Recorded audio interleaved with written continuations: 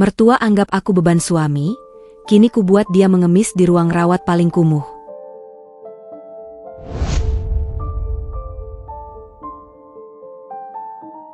Halo Bunda semuanya. Semoga Bunda dalam keadaan sehat dan bahagia ya. Sebelum masuk ke ceritanya, jangan lupa absen Bunda semuanya dari daerah mana saja. Yang sudah subscribe saya doakan semoga rezekinya lancar ya. Rumah ini memiliki valuasi pasar 25 miliar rupiah. Lantainya terbuat dari marmer statuario impor Italia yang dingin, dindingnya dilapisi wallpaper sutra pintal tangan, dan setiap sudutnya dirancang oleh firma arsitektur pemenang penghargaan. Bagi orang luar, rumah di kawasan Pondok Indah ini adalah simbol keberhasilan Dr. Bramantio, spesialis bedah plastik muda yang karirnya sedang meroket bagai meteor. Mereka melihat pilar-pilar tinggi itu dan berpikir, Dr. Bram pasti sangat kaya. Mereka tidak tahu bahwa Bram bahkan tidak mampu membayar pajak bumi dan bangunan rumah ini, jika aku tidak mentransfer dana ke rekening bayangannya setiap tahun. Namaku Lara Pramesti. Di dunia nyata, dunia kertas kerja, saham, dan akta notaris, aku adalah pemilik tunggal holding company yang menaungi Medica Group, jaringan 7 rumah sakit internasional tempat suamiku bekerja. Tapi di rumah ini, di pagi yang hening dan mencekam ini, aku hanyalah seorang istri yang sedang menyetrika kerah ke meja. Lara, kopi aku mana? Kenapa masih di meja dapur? Teriakan itu memecah lamunanku. Suara bariton yang dulu kusangka seksi, kini terdengar seperti bunyi alarm kesalahan investasi. Aku meletakkan setrika uap mahal itu. Sebentar, Mas. Aku lagi rapikan jas Nelly kamu. Ada noda sedikit di lengan kiri. Bram muncul di ambang pintu walk-in closet. Dia bertelanjang dada, memamerkan tubuh hasil gym mahal yang iurannya kubayar lewat kartu kredit tambahan. Wajahnya tampan, tipe wajah yang membuat pasien wanita rela merogoh kocek ratusan juta untuk prosedur facelift, hanya demi mendapat perhatiannya. Sayang sekali, ketampanan itu tidak dibarengi dengan kemampuan membaca neraca keuangan. Kamu itu lelet banget sih, El, gerutunya, menyambar jas putih kebanggaannya dari tanganku tanpa bilang terima kasih. Hari ini aku ada 3 jadwal operasi besar. Pasien VVIP semua. Istri pejabat, artis, selebgram. Aku butuh fokus. Kalau urusan kopi aja kamu nggak becus, gimana kamu mau jadi pendamping dokter spesialis? Aku menelan ludah, menahan dorongan untuk tertawa sinis. Pendamping? Sayangku, aku bukan pendamping. Aku adalah pemilik panggung tempatmu berakting. Maaf, Mas, jawabku lirih, peran yang sudah kukuasai selama 3 tahun pernikahan ini. Aku menyerahkan cangkir kopi espresso dari mesin seharga 50 juta, yang dia kira hadiah dari pasiennya, padahal aku yang membelinya. Bram menyesapnya sedikit, lalu meletakkannya kembali dengan kasar. Kurang panas. Kamu tahu kan aku suka piping hot? Dasar perawat poli. Mentalitas kamu itu emang mentalitas bawahan. Nggak punya inisiatif high class. Kata-kata itu meluncur mulus. Perawat poli. Itu adalah identitas yang kupilih. Sebelum menikah, aku ingin memastikan Bram mencintaiku apa adanya, bukan karena warisan ayahku. Maka aku menyamar, bekerja sebagai perawat di rumah sakit milikku sendiri. Dan apa yang kudapatkan? Aku mendapatkan konfirmasi bahwa suamiku adalah seorang narsisistik yang mencintai dirinya sendiri lebih dari apapun. Nanti aku panaskan lagi, ujarku datar. Tiba-tiba, suara langkah kaki lain terdengar. Ibu Ratna, ibu mertuaku, turun dari tangga melingkar dengan mengenakan daster sutra yang juga kubelikan. Dia memandangku dengan tatapan inspektur bangunan yang sedang mencari retakan dinding. Bram, jangan terlalu keras sama istrimu, ucap Ibu Ratna, tapi nadanya tidak membela. Maklumlah, dia kan biasanya cuma mengurusi tensi darah pasien BPJS. Mana ngerti dia selera orang-orang level kita. Ibu Ratna duduk di meja makan, mengambil sepotong roti yang sudah kusiapkan. Ngomong-ngomong, Lara, bulan ini jatah belanja ibu kok belum masuk? Arisan sosialita ibu diadakan di Hotel Mulia Lo minggu depan. Ibu butuh beli tas baru biar nggak malu-maluin Bram. Masa ibu dokter spesialis tasnya itu-itu saja? Aku menghela napas panjang, berusaha mengatur ritme jantungku agar tetap stabil. Inilah rutinitas pagiku. Dihina oleh dua orang yang hidupnya 100% ditopang oleh dividen perusahaanku. Nanti Lara transfer, Bu. Tapi mungkin gak sebanyak kemarin. Gaji Lara bulan ini ada potongan karena cuti sakit minggu lalu. Jawabku, berbohong. Gaji perawatku memang hanya UMR plus sedikit tunjangan, yang biasanya habis hanya untuk membeli bensin mobil Bram dalam seminggu. Bram mendengus, sambil mematut diri di cermin besar ruang tengah. Makanya, El, kamu itu harusnya bersyukur aku nikahi. Kalau cuma ngarepin gaji perawat kamu, kita makan apa? Batu? Harusnya kamu lebih rajin melayani aku dan ibu sebagai bentuk terima kasih.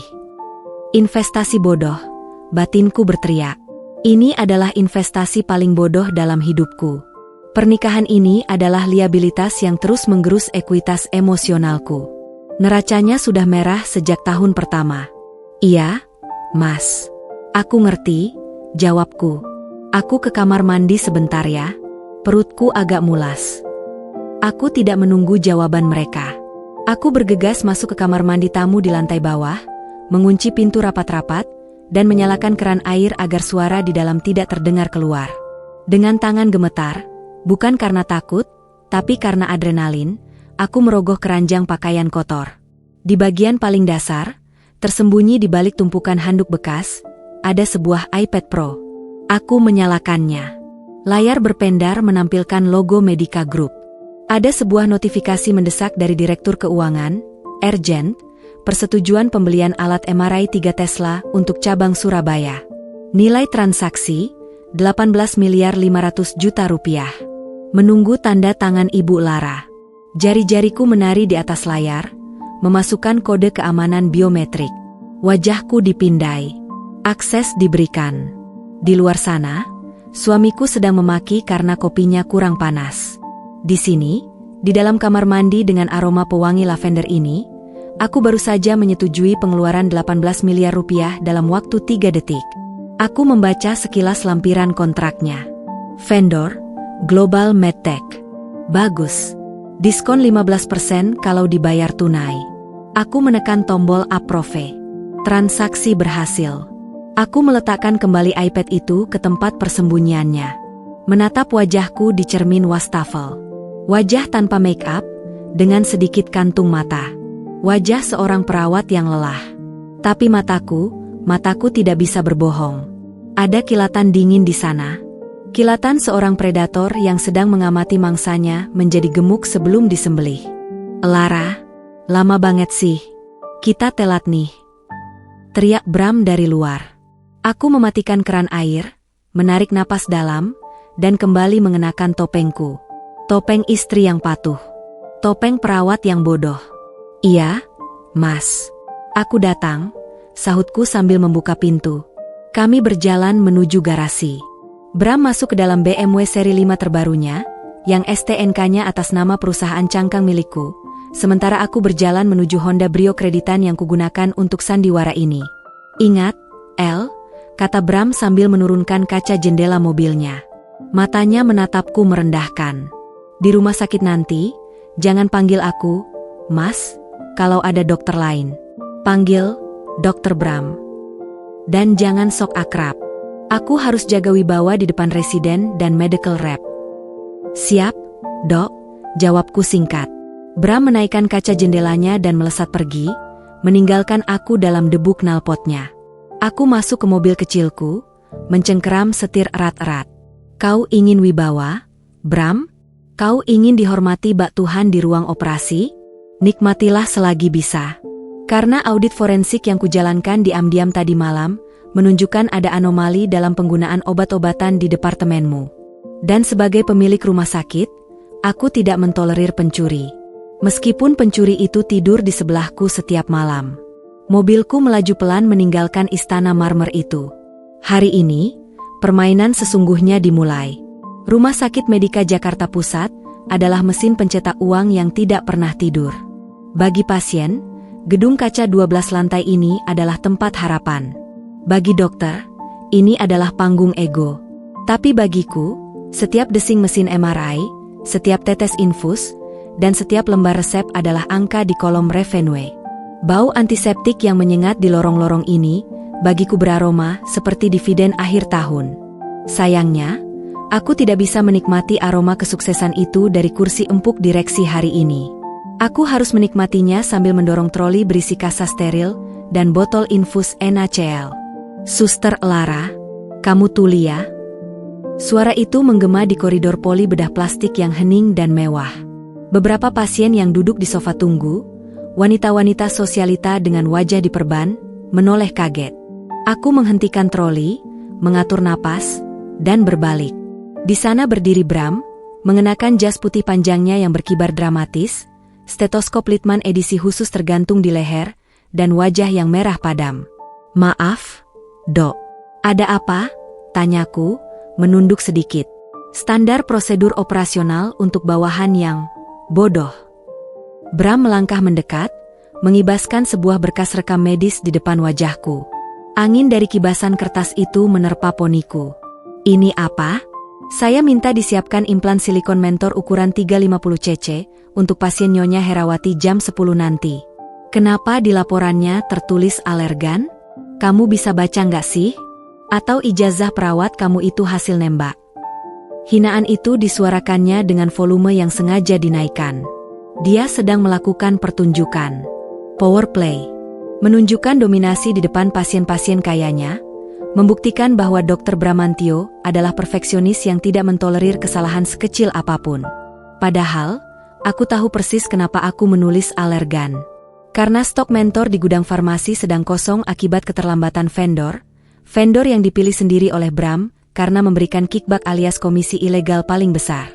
Tapi tentu saja, aku tidak bisa mengatakan itu di sini. "Maaf, Dok. Stok gudang sedang kosong. Saya sudah konfirmasi ke bagian logistik." Jawabku tenang. "Alasan?" bentaknya. "Cari sampai dapat." "Saya nggak mau tahu. Kalau perlu kamu lari ke cabang lain sekarang juga. Jangan bikin malu saya di depan pasien." Saat itulah aku mendengar suara ketukan high heels yang ritmis dan percaya diri. "Sudah, Dr. Bram, jangan terlalu galak sama bawahan. Kasihan, loh. Mungkin Suster Lara memang lagi kurang fokus karena gajinya kecil." Seorang wanita muda muncul dari balik tikungan koridor. Vanya, medical representative alias sales obat dari perusahaan farmasi Dermaglow. Usianya 26 tahun, tubuhnya dibalut blazer ketat yang memamerkan lekuk tubuh, dan wajahnya dipoles makeup tebal yang berusaha menutupi fakta bahwa dia berasal dari latar belakang ekonomi yang pas-pasan. Dia tersenyum manis ke arah Bram, senyum yang terlalu lebar, terlalu intim untuk sekadar rekan kerja. Lalu matanya beralih padaku, tatapan merendahkan dari seorang wanita yang merasa dirinya pendamping masa depan sang dokter kaya. "Hai, Lara," sapanya basa-basi. "Titip kopi dong buat Dr. Bram. Karamel macchiato, extra shot. Nanti aku yang bayar. Kembaliannya ambil aja buat ongkos angkot." Dia menyodorkan selembar uang 100.000 rupiah dengan 2 jari yang dijepit, seolah-olah aku adalah pengemis. Darahku mendidih, tapi wajahku tetap datar sedingin granit. Aku mengambil uang itu. "Baik, Mbak Vanya," kataku.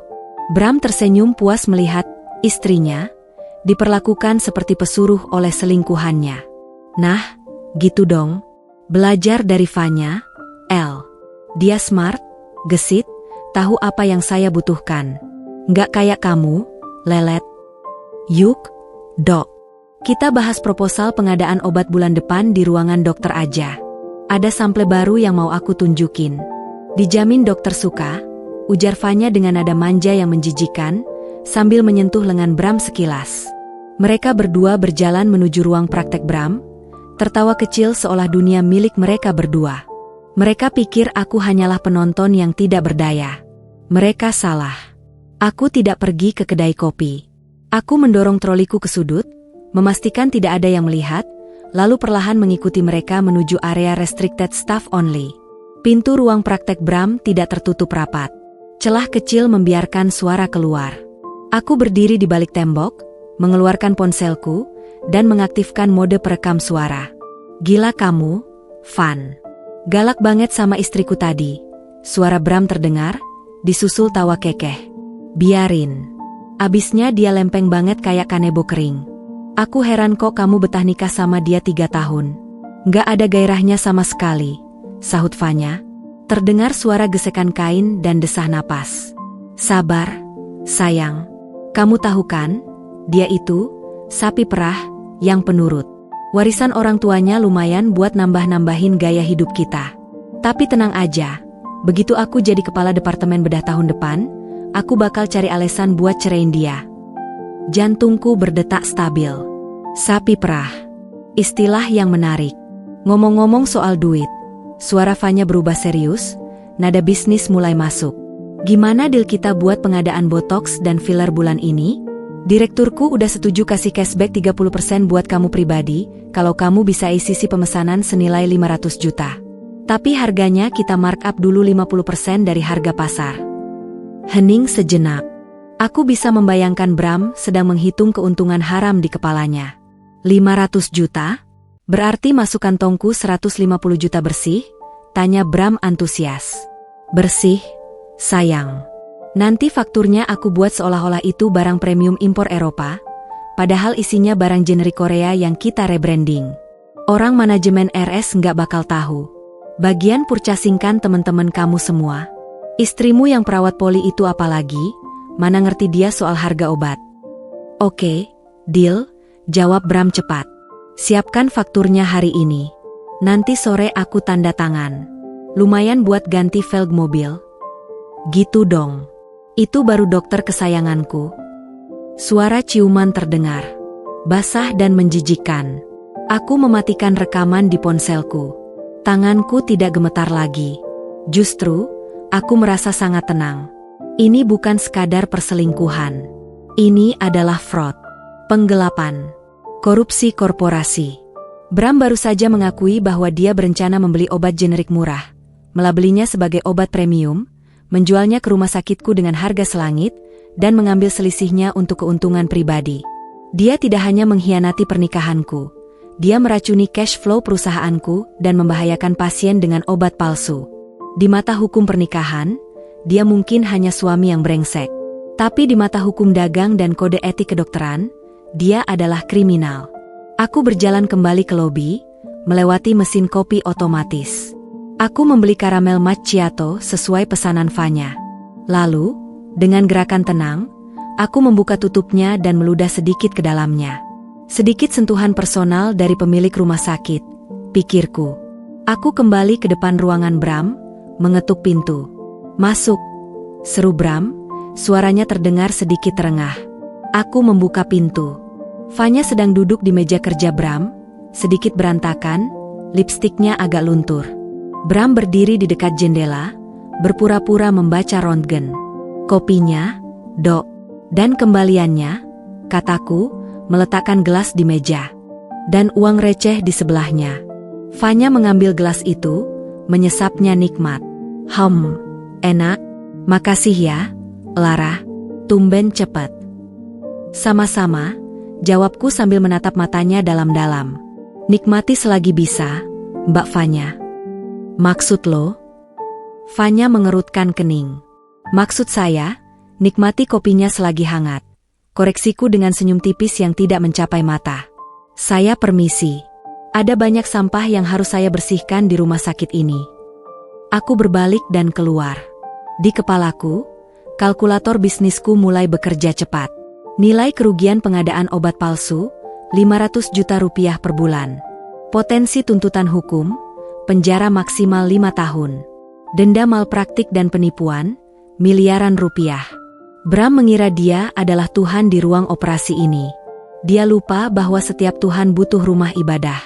Dan aku baru saja memutuskan untuk menggusur tempat ibadahnya. Aku berjalan menuju lift khusus kargo di ujung lorong. Di dalam lift yang sepi itu, aku mengeluarkan iPadku lagi.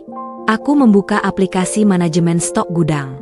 Aku menemukan pesanan purchase order, PO, yang baru saja masuk dari akun Bram. Statusnya, pending approval. Jari telunjukku melayang di atas tombol reject. Tapi tidak. Itu terlalu mudah. Kalau aku menolaknya sekarang, dia hanya akan mencari jalan lain. Aku harus membiarkannya. Aku menekan tombol approve. Biarkan dia melakukan kejahatan itu. Biarkan transaksinya tercatat di sistem. Biarkan uang haram itu masuk ke rekeningnya.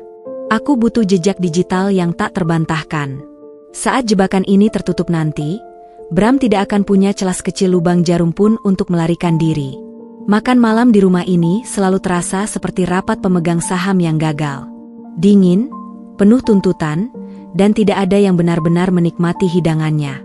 Malam ini, aku memasak salmon en papillote. Ikan salmon Norwegia segar yang dipanggang dalam bungkusan kertas roti dengan rempah-rempah impor. Harga bahan bakunya saja setara dengan gaji mingguan seorang buruh pabrik.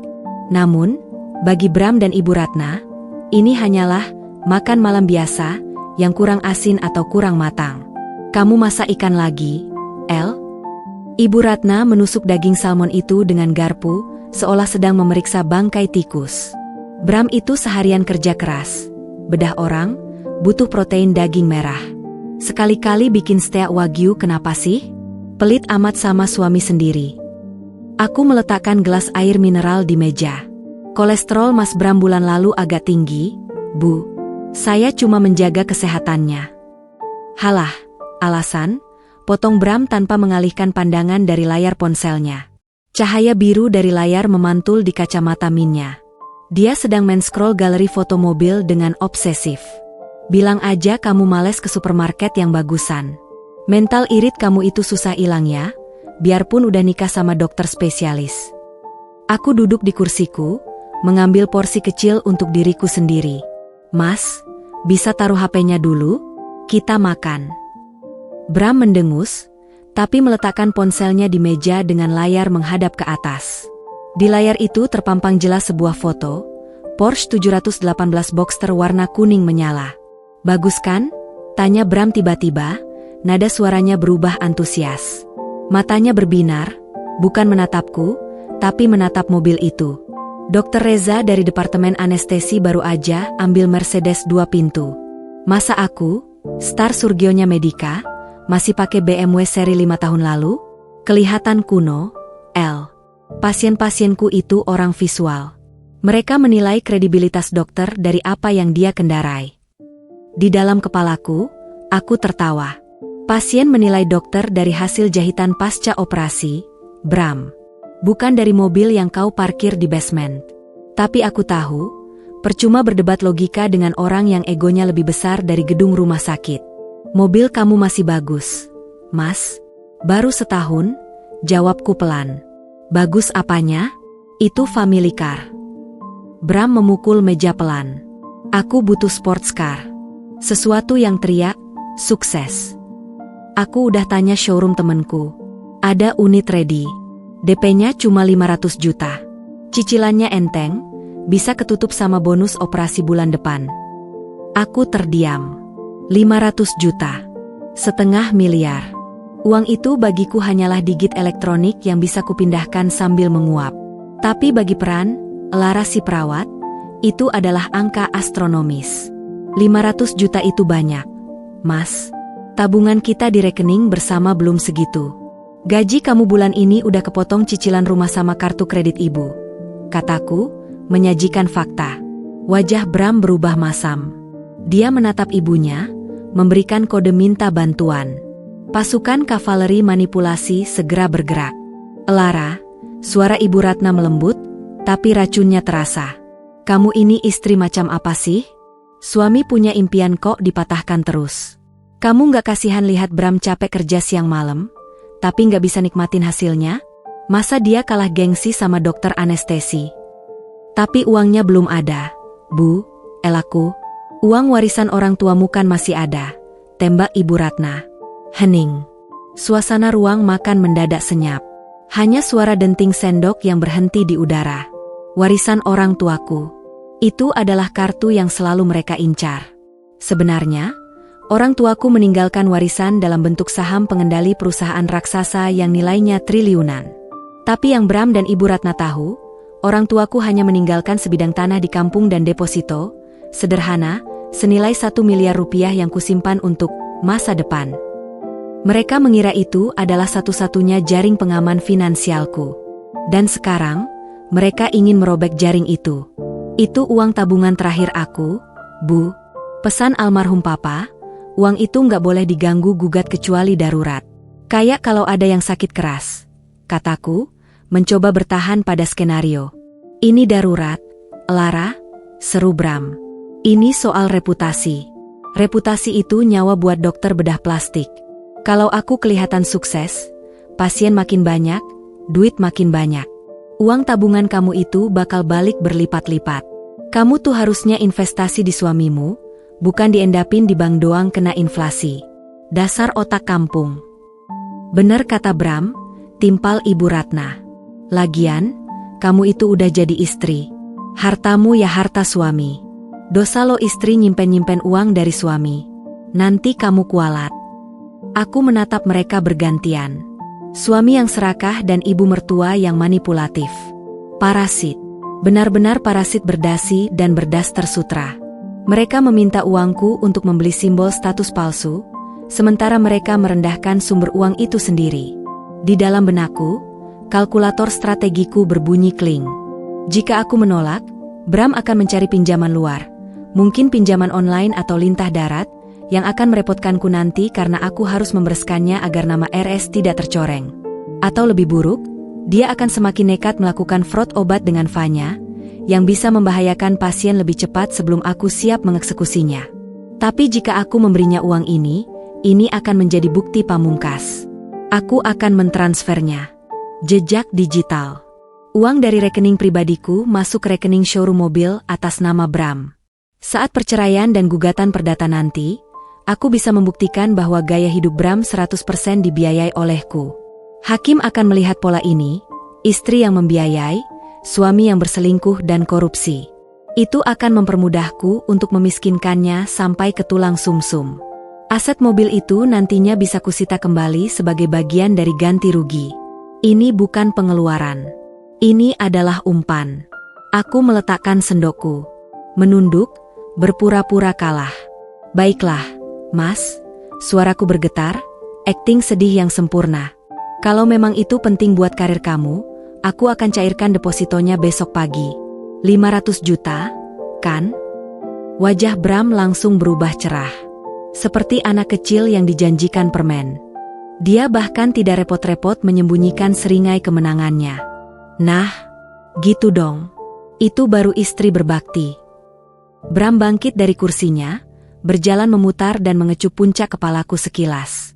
Ciuman yang terasa dingin dan transaksional. Tenang aja, El. Nanti kalau bonusku cair, aku ganti. Paling 2 bulan juga balik. Bohong, batinku. Kamu tidak pernah mengganti uang bensin, apalagi uang 500 miliar. Makasih ya, Lara. Akhirnya kamu berguna juga, tambah Ibu Ratna sambil kembali mengunyah salmonnya dengan lahap. Besok ibu mau ikut Bram ke showroom. Ibu mau pilih warna interiornya. Jangan yang norak ya, Bram. Tenang, Bu. Kita ambil yang kulit merah. Sporty banget, jawab Bram antusias. Mereka kembali makan dengan lahap, membahas rencana perjalanan pamer dengan mobil baru itu. Mereka sudah melupakanku yang duduk di ujung meja. Aku kembali menjadi transparan.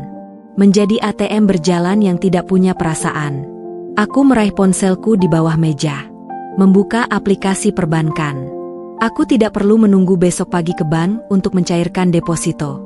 Aku punya dana liquid di rekening operasional harianku yang bisa kutransfer detik ini juga. Tapi aku tidak akan mentransfernya sekarang. Aku akan membiarkan mereka bermimpi semalam ini. Besok, aku akan mentransfer uang itu dengan keterangan berita transfer yang sangat spesifik. Pinjaman untuk DP Porsche Bram akan dikembalikan. Bram yang ceroboh tidak akan pernah membaca berita transfer. Dia hanya akan melihat saldo bertambah. Tapi tulisan kecil itu akan menjadi senjata mematikan di pengadilan perdata nanti. Oh ya, Mas, kataku tiba-tiba, memotong euforia mereka. Apalagi? Tanya Bram, mulutnya penuh nasi. Karena aku udah kasih uang tabunganku, minggu depan aku izin gak masak ya? Aku mau ambil lembur di poli buat gantiin uang yang kepakai. Sayang kalau depositonya habis gitu aja. Bram mengibaskan tangan, tak peduli. Terserah. Asal jangan lupa setrika bajuku. Pesen GoFood kan bisa. Yang penting Porsche-nya aman. Aku tersenyum tipis. Sangat aman, Bram. Mobil itu akan menjadi peti mati finansialmu yang paling mewah. Nikmatilah minggu-minggu terakhirmu sebagai orang kaya. Karena saat aku menarik tuasnya nanti, kau tidak akan punya uang bahkan untuk membeli bensin bagi mobil barumu itu. Malam itu, aku tidur memunggungi Bram. Dia mendengkur keras, memimpikan jalan tol dan kecepatan tinggi. Sementara aku, dengan mata terbuka menatap kegelapan, menyusun draft surat pemecatan untuk suami sendiri. Jam digital di nakas menunjukkan pukul 2.15 dini hari. Di sebelahku, Bram mendengkur halus.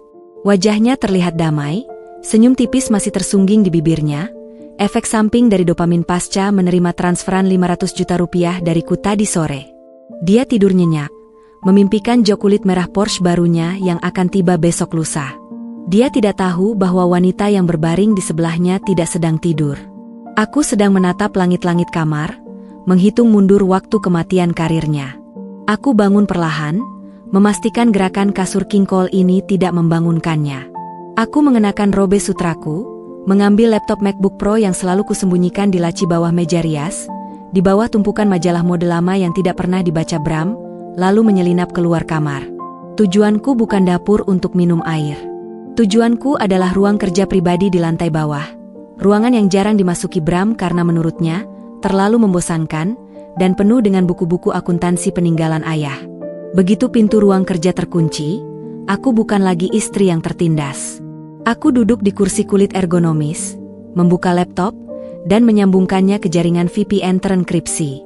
Ini adalah jalur khusus yang dibuat oleh tim IT kepercayaanku, jalan belakang menuju jantung sistem Enterprise Resource Planning, ERP, Medica Group. Layar menyala. Kolom username meminta diisi. Aku tidak mengetik, Lara. Aku mengetik, root_admin. Password, redacted. Akses granted. Selamat datang di ruang operasi sesungguhnya. Di layar ini, rumah sakit Medica bukan lagi gedung beton dan kaca. Ia adalah aliran data. Arus kas, inventaris obat, log aktivitas dokter, dan rekam medis digital. Semuanya telanjang di hadapanku.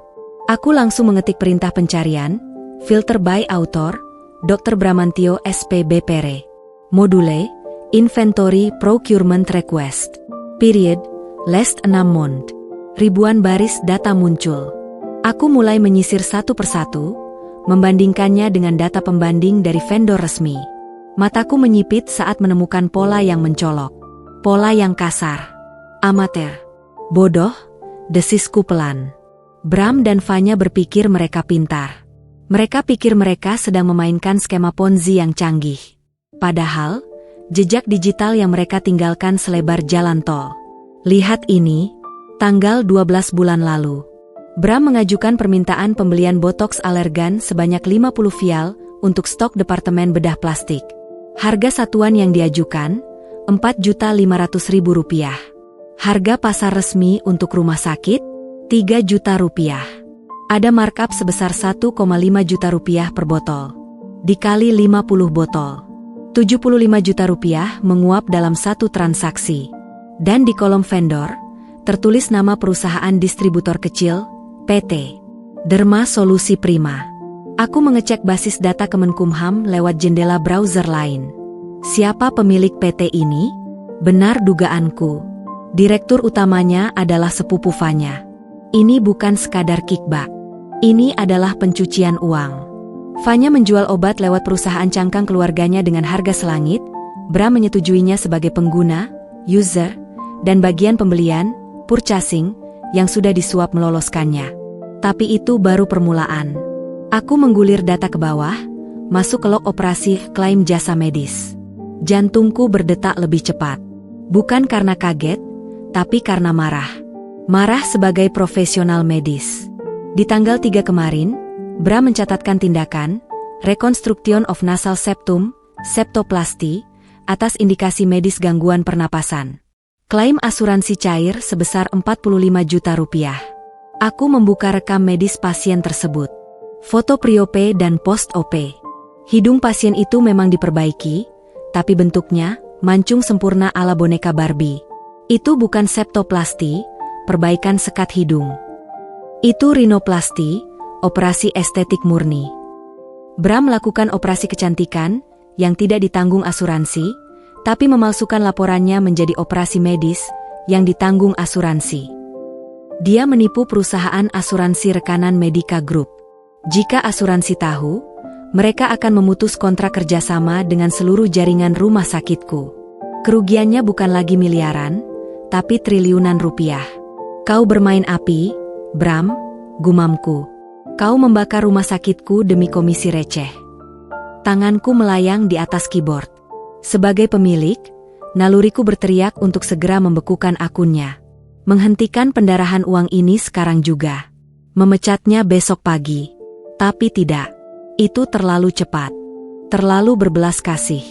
Jika aku memecatnya sekarang, dia hanya akan pindah ke rumah sakit lain, membawa Vanya, dan melakukan hal yang sama. Dia akan tetap menjadi dokter kaya dengan Porsche kuningnya, mungkin hanya sedikit ternoda reputasinya. Aku butuh dia hancur total. Aku butuh dia tidak bisa lagi memegang pisau bedah seumur hidupnya. Aku butuh pidana untuk menjeratnya dengan pasal berlapis, penggelapan dalam jabatan, penipuan asuransi, dan pemalsuan dokumen medis. Aku butuh angka kerugian yang fantastis.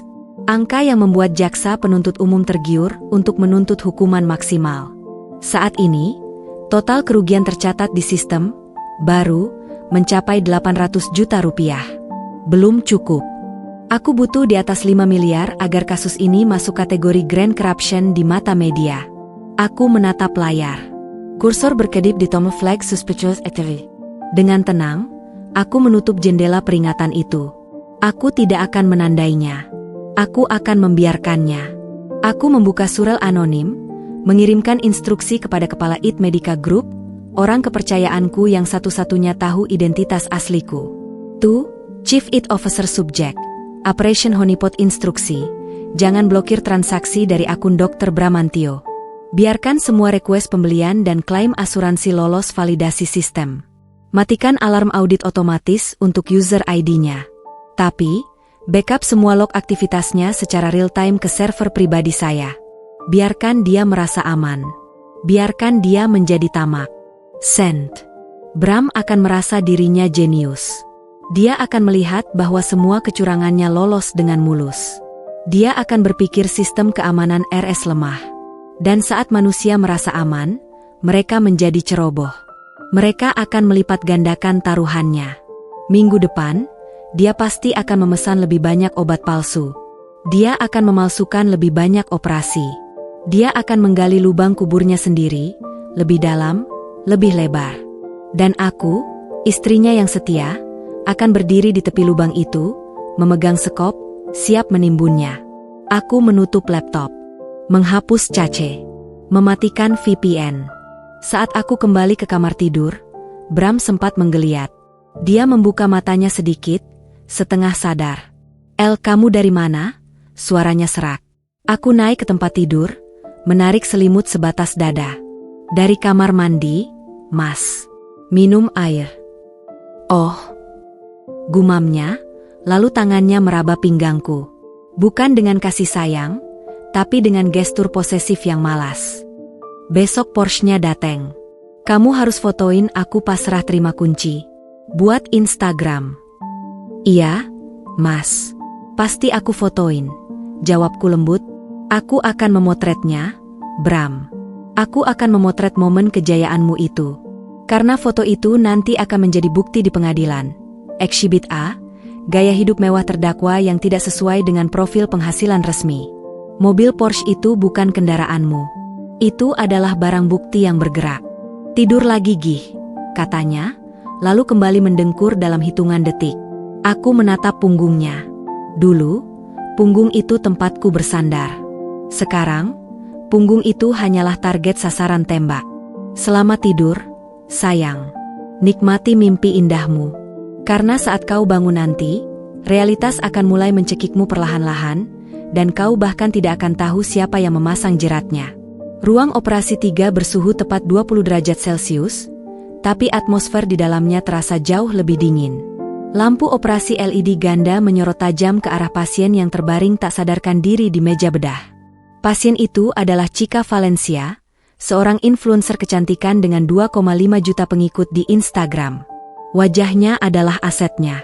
Dan hari ini, dia mempercayakan aset itu kepada Dr. Bramantio. Atau lebih tepatnya, dia mempercayakan asetnya pada reputasi Dr. Bramantio yang dibangun di atas kebohongan. Pisau, El. Lama banget sih, bentak Bram. Tangannya yang terbungkus sarung tangan lateks steril terulur tak sabar. Aku menepuk gagang bisturi ke telapak tangannya dengan gerakan mantap. Pisau nomor 15, Dok. Musik EDM berdentum keras dari speaker Bluetooth yang dibawa Bram. Ini adalah ritualnya. Dia merasa seperti DJ di klub malam saat sedang membedah wajah orang. Baginya, operasi ini hanyalah rutinitas mekanis untuk mencairkan info C. Lihat hidung ini, gumam Bram sambil membuat irisan pertama di bagian columella, sekat hidung. Darah merembes sedikit, segera kuseka dengan kasa steril. Tulang rawannya bengkok dikit. Gampang. 1 jam kelar. Habis ini aku harus cabut. El, orang showroom Porsche mau datang jam 2 siang buat serah terima unit. Aku menatap monitor tanda vital. Stabil. Dokter yakin mau buru-buru? Ini kasus revisi. Jaringan parutnya agak tebal dari operasi dia sebelumnya. Bram tertawa meremehkan di balik maskernya. Jangan ajarin ikan berenang, El. Aku udah ngerjain ribuan hidung. Kamu diam aja, tugasmu cuma ngelap darah sama ngasih alat. Dia mulai bekerja dengan kasar. Tangannya bergerak cepat, terlalu cepat. Dia mengelupas kulit hidung Chika dengan agresif untuk mengekspos tulang rawan. Biasanya, dokter bedah plastik bekerja dengan kelembutan seorang seniman. Tapi hari ini, Bram bekerja seperti tukang daging yang dikejar deadline. Pikirannya tidak ada di sini. Pikirannya ada di jok kulit merah mobil barunya. Tiba-tiba, terdengar bunyi ping notifikasi dari ponsel Bram yang diletakkan di meja instrumen steril, pelanggaran protokol sterilitas yang kibiarkan. El, bacain itu dari siapa? Perintahnya tanpa menoleh. Aku melirik layar ponselnya. Nama kontaknya, sales obat cantik, Vanya. Isi pesannya, sayang, aku udah di hotel sebelah RS. Pakai lingerie baru yang kamu beli. Buruan ya, jangan lama-lama bedah hidung orangnya. Darahku mendidih, tapi suaraku tetap datar. Dari Vanya, Dok. Katanya ada urusan urgent soal faktur obat. Ah, sialan. Bikin gak konsentrasi aja. Umpat Bram, tapi aku tahu dia justru semakin terpacu untuk menyelesaikan operasi ini secepat kilat demi menemui wanita itu. Dia mengambil gunting jaringan. Oke, kita potong tulang rawan sayap kirinya, alar cartilage.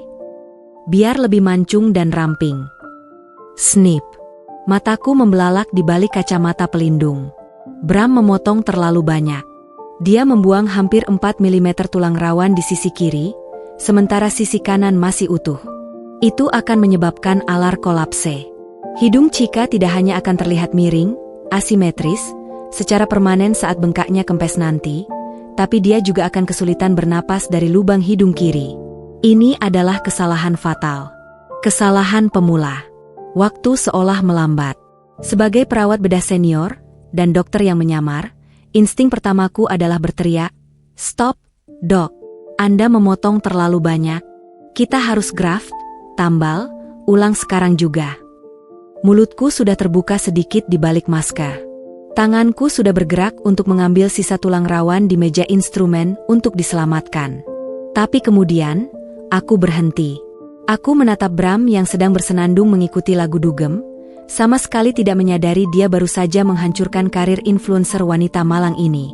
Dia begitu sombong. Begitu yakin dirinya Tuhan. Jika aku menegurnya sekarang, dia akan marah, lalu memperbaikinya, mungkin dengan kasar, dan operasi akan sukses. Chika akan bangun dengan cantik. Bram akan semakin dipuja. Karirnya akan aman. Dan dia akan pergi berselingkuh dengan Vanya menggunakan uangku, merasa tak tersentuh. Tapi jika aku diam, Chika akan bangun dengan hidung yang terlihat oke, selama seminggu karena bengkak.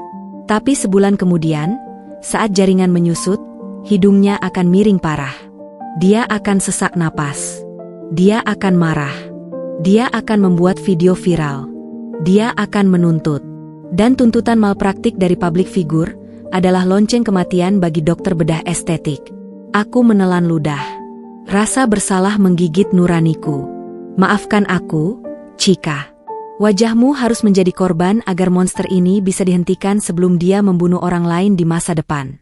Aku menarik tanganku kembali. Aku membiarkan potongan tulang rawan berharga itu terbuang ke tempat sampah medis. Jahit, Dok?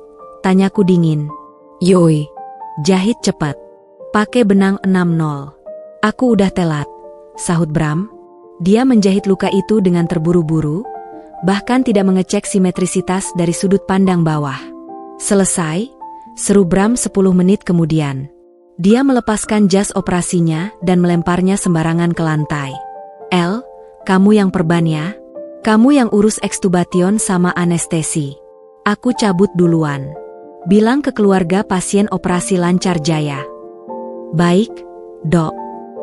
Bram menghilang di balik pintu otomatis, berlari menuju pelukan selingkuhannya dan mobil mewahnya. Ruangan kembali sunyi. Hanya bunyi bip monitor jantung yang terdengar. Aku mendekati Chika yang masih belum sadar.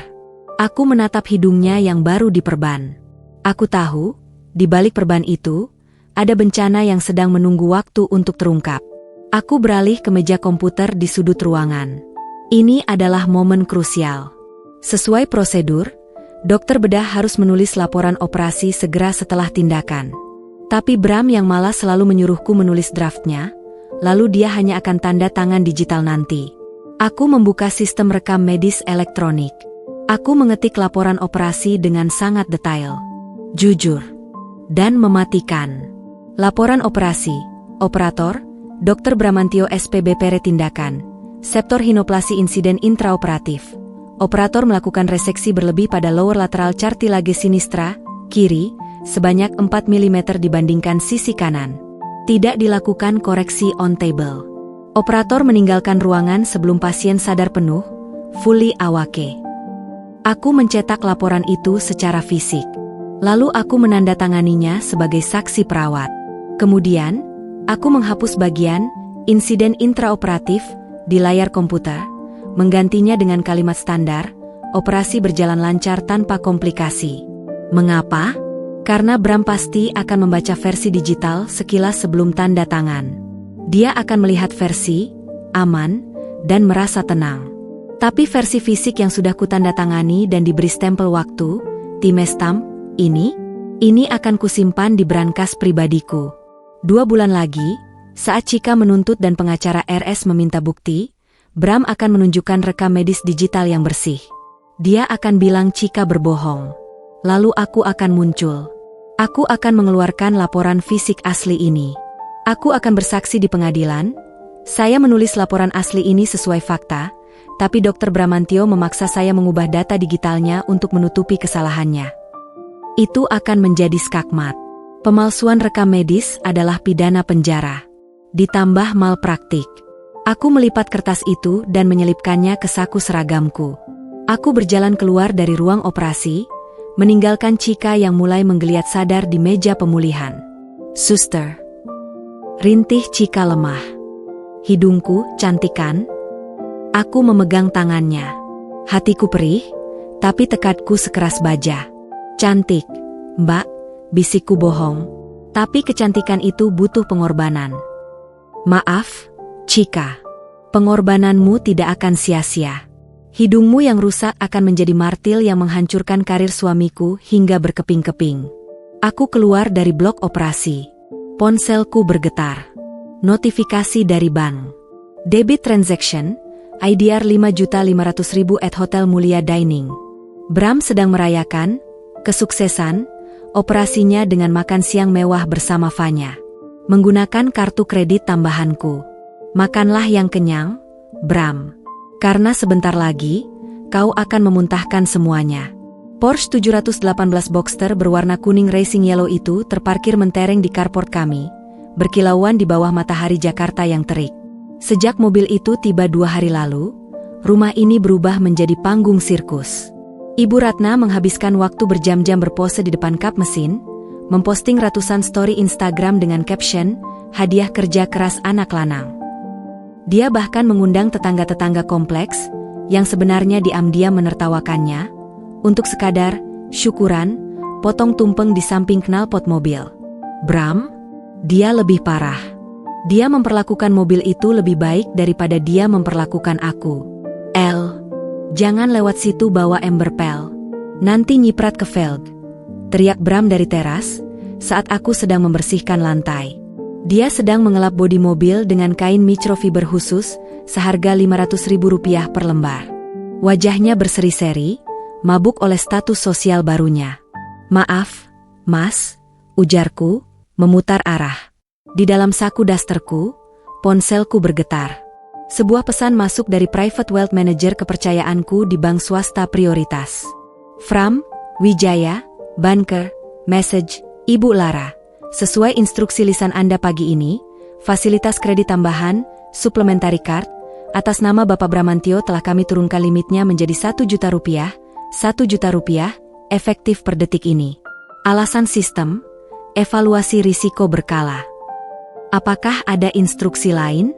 Aku tersenyum tipis. Rp1 juta. Itu bahkan tidak cukup untuk mengisi penuh tangki bensin mobil boros itu dengan bahan bakar oktan tinggi. Aku membalas singkat, laksanakan. Dan pastikan jika dia menelepon call center, CS menjawab bahwa ada indikasi transaksi mencurigakan yang membutuhkan verifikasi tatap muka dengan pemegang rekening utama, saya. Send. Ini adalah langkah pertama dari protokol dry tap, keran kering. Bram merasa dia kaya raya karena baru saja mendapat pinjaman lunak dariku untuk DP mobil. Dia juga merasa aman karena bisnis sampingan obat ilegalnya dengan Vanya lancar jaya. Dia lupa satu hal fundamental, cash flow dia yang sebenarnya, untuk gaya hidup sehari-hari, sepenuhnya bergantung pada kartu kredit yang tagihannya 100% auto debit dari rekening pribadiku. Selama ini, dia hidup dalam gelembung subsidi. Hari ini, aku meletuskan gelembung itu. Mas, aku masuk dulu ya. Mau siapin makan siang. Pamitku. Ya udah sana. Jangan masak yang bau terasi, nanti nempel ke jok mobil. Sahutnya tanpa menoleh. Siang itu berlalu dengan tenang. Tenang sebelum badai. Bram berangkat kerja sore hari dengan Porsche-nya, meraung-raungkan mesin di jalanan kompleks seolah dia pembalap F1. Dia berencana mentraktir seluruh tim bedah plastik dan tentu saja, Vanya, makan malam mewah di Senayan City untuk merayakan mobil barunya. Makan-makan, bos? Begitu dia berteriak di telepon tadi. Pesen aja Wagyu Tomahawk. Tenang, Dokter Bram yang bayar. Aku duduk di sofa ruang tengah, menyalakan televisi, tapi mataku terpaku pada iPad di pangkuan. Aku membuka aplikasi mobile banking. Menu notifikasi transaksi. Pukul 19.30 waktu Indonesia Barat. Notifikasi masuk, kartu kredit 5678, Bramantio Sub. Merchant, The Grill House. Amount, Rp8.750.000. Status, Declined, over limit. Seringai dingin muncul di bibirku. Aku bisa membayangkan adegannya. Bram, duduk di ujung meja panjang, dikelilingi residen muda yang memujanya dan Vanya yang menempel manja. Pelayan datang membawa mesin EDC. Bram dengan gaya nonchalant melempar kartu platinum hitamnya. Lalu, Beb, declined. Dia pasti akan mencoba lagi. Gesek lagi, Mas. Chipnya kotor kali. Pukul 19.32 waktu Indonesia Barat. Transaction, Rp8.750.000. Status, declined. Pukul 19.33 waktu Indonesia Barat. Transaction, Rp8.750.000. Status, declined 3 kali. Malu yang sempurna. Ponselku berdering. Nama, suami tersayang, muncul di layar. Aku membiarkannya berdering 3 kali sebelum mengangkat. Biar paniknya meresap dulu. Halo, Mas? Jawabku dengan nada mengantuk yang dibuat-buat. Angkat dong dari tadi. Ini kartu kredit kenapa nggak bisa dipakai? Suara Bram terdengar panik, setengah berbisik tapi penuh emosi. Latar belakang suara restoran yang riuh, membuatnya terdengar semakin terdesak. Hah? Nggak bisa gimana? Kartunya rusak? Tanyaku polos. Nggak tahu. Tulisannya declinet. Malu-maluin banget. El, aku lagi traktir anak-anak residen nih. Tagihannya 8 juta. Cepetan kamu telpon bank, beresin sekarang. Waduh, mas ini kan udah malam. Call center prioritas biasanya susah kalau di atas jam 7. Lagian, tadi pagi aku dapat email dari bank. Katanya mereka lagi ada sistem maintenance buat kartu tambahan. Mungkin kena imbasnya. Masa maintenance pas aku mau bayar? Gila apa? Terus aku bayar pakai apa? Desisnya. Pakai uang tunai kamu nggak ada, mas? Atau debit? Debitku kosong. Duitnya habis buat cicilan apartemen V, maksudnya buat keperluan lain. Dia hampir keceplosan. Uang di debit pribadinya pasti sudah ludes untuk membayar sewa apartemen rahasia Fanya. Ya udah, mas pinjam dulu sama teman. Atau minta tolong Mbak Fanya? Dia kan sales sukses, pasti ada entertainment budget dari kantornya. Saranku. Kalimat itu adalah tusukan belati yang dilapisi madu. Hening sejenak. Aku tahu ego Bram sedang hancur berkeping-keping. Meminta selingkuhan membayar tagihan makan malam di depan bawahan adalah penghinaan terbesar bagi maskulinitas rapuhnya. Sialan, gara-gara kamu nih nggak becus urus keuangan. Bram mematikan telepon. Aku meletakkan ponsel kembali. Di layar notifikasi iPad, muncul transaksi baru 5 menit kemudian. Debit transaction, bank lain, bukan rekeningku. Merchant, The Grill House.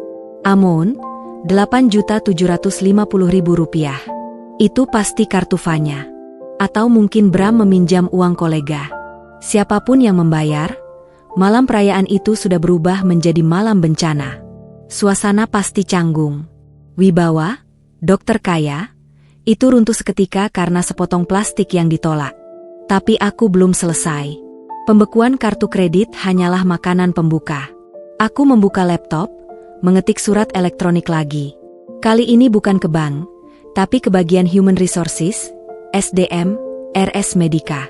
To, HR Manager from, Anonymous Whistleblower, Subject, indikasi ketidaksesuaian data absensis tunjangan Dr. Bramantio. Isi, harap dilakukan audit terhadap jam kerja Dr. Bramantio. Berdasarkan data CCTV, YBS sering meninggalkan RS saat jam praktek poli, korupsi waktu, namun tetap menerima tunjangan kehadiran penuh. Mohon tahan pencairan bonus kuartalan YBS sampai audit internal selesai. Aku menekan send lewat server proxy. Besok pagi, memo penundaan bonus itu akan mendarat di meja Bram. Dia baru saja membeli mobil dengan cicilan 15 juta per bulan. Dia baru saja kehilangan akses kartu kredit untuk gaya hidup. Dan sekarang, bonus kuartalan yang dia andalkan untuk membayar cicilan pertama mobil itu akan dibekukan. Dia akan terjepit. Dan ketika seseorang terjepit masalah keuangan, mereka akan melakukan kesalahan yang lebih besar. Dia akan semakin agresif melakukan markup obat dengan Fanya. Dia akan semakin ceroboh. Pukul 11 malam, Bram pulang. Dia membanting pintu depan. Wajahnya kusut. Jas Nelly-nya dilempar ke sofa. Bang sialan, umpatnya. Kenapa? Mas? Masih nggak bisa? Tanyaku, menyuguhkan segelas air putih. Bram menepis gelas itu hingga tumpah membasahi karpet. Gara-gara kartu busuk itu, aku harus ngutang sama Fanya. Di depan residen, mau ditaruh di mana muka aku? El? Aku memungut gelas yang jatuh dengan tenang. Maaf, Mas. Besok aku urus ke bank. Mungkin limitnya kepotong otomatis karena transferan mobil kemarin. Kan uang keluar banyak, bank jadi curiga. Urus. Kalau perlu tutup akunnya, pindah bank lain. Aku nggak mau kejadian kayak gini lagi. Dia melangkah hentak-hentak naik ke lantai atas. Aku menatap genangan air di karpet. Kau tidak akan pindah bank, Bram. Karena tidak ada bank lain yang mau memberikan limit ratusan juta kepada dokter dengan gaya hidup boros, sepertimu tanpa jaminan aset istri. Kau terperangkap dalam jaring laba-labaku. Dan jaring itu baru saja semakin ketat. Besok, Cika sang influencer akan bangun dengan hidung yang mulai terasa nyeri berlebihan. Besok, Memo HRD akan sampai. Besok, tagihan kartu Fanya akan datang menagih. Selamat datang di neraka finansial, suamiku. Di meja makan marmer kami, tergeletak sebuah amplop hitam beludru dengan tulisan emas timbul. Medica Group 25 TH Silver Gala, A Night of Excellence. Ini adalah acara paling prestisius tahun ini. Perayaan ulang tahun perak jaringan rumah sakitku, tempat di mana para dokter top, investor asing, dan pejabat Kementerian Kesehatan akan berkumpul untuk bersulang sampanye seharga 5 juta rupiah per botol. Bram menatap undangan itu seperti seorang anak kecil menatap tiket masuk Disneyland. Tangannya membelai tekstur beludru itu dengan penuh nafsu. Baginya, undangan ini adalah validasi. Tiket masuk ke lingkaran elit yang selama ini hanya bisa ia intip dari celah pintu. Gila, L. Undangan VIP. Gumam Bram, matanya berbinar. Ini pasti karena aku top performer bulan ini. Lihat, ada akses ke Royal Lounge. Di sana nanti ada Pak Hartono, pemilik Jarum, sama Menteri Kesehatan. Aku harus siapin kartu nama yang banyak. Aku meletakkan piring berisi roti bakar hangus, sengaja kubakar sedikit, di depannya. Wah, hebat ya, Mas. Berarti aku boleh ikut dong? Kan biasanya undangan gala itu +1 untuk pasangan. Gerakan tangan Bram terhenti. Dia menelan ludah, jakunnya naik turun. Wajahnya berubah menjadi topeng penyesalan palsu yang sudah sangat kuhafal. Aduh, L itu dia masalahnya. Bram memasang wajah sedih. Tahun ini peraturannya beda. Karena ini acara Silver Anniversary, undangannya sangat terbatas. Strictly profesional. Cuma dokter dan mitra kerja strategis yang boleh masuk. Pasangan gak boleh ikut, kecuali kalau pasangannya juga dokter spesialis atau direktur. Bohong. Aku yang menyetujui guest list itu seminggu lalu. Peraturannya jelas, Dr. Bramantio spouse, pasangan. Oh, gitu ya? Jawabku, menunduk lesu. Padahal aku udah lihat-lihat baju di Zalora yang diskonan. Bram tertawa kecil, nada meremehkan terselip di sana. Lagian kalau kamu ikut juga kamu bakal bosen.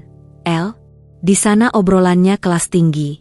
Soal investasi alat medis, regulasi impor obat, tren bedah robotik. Kamu kan taunya cuma tensi darah sama ganti infus.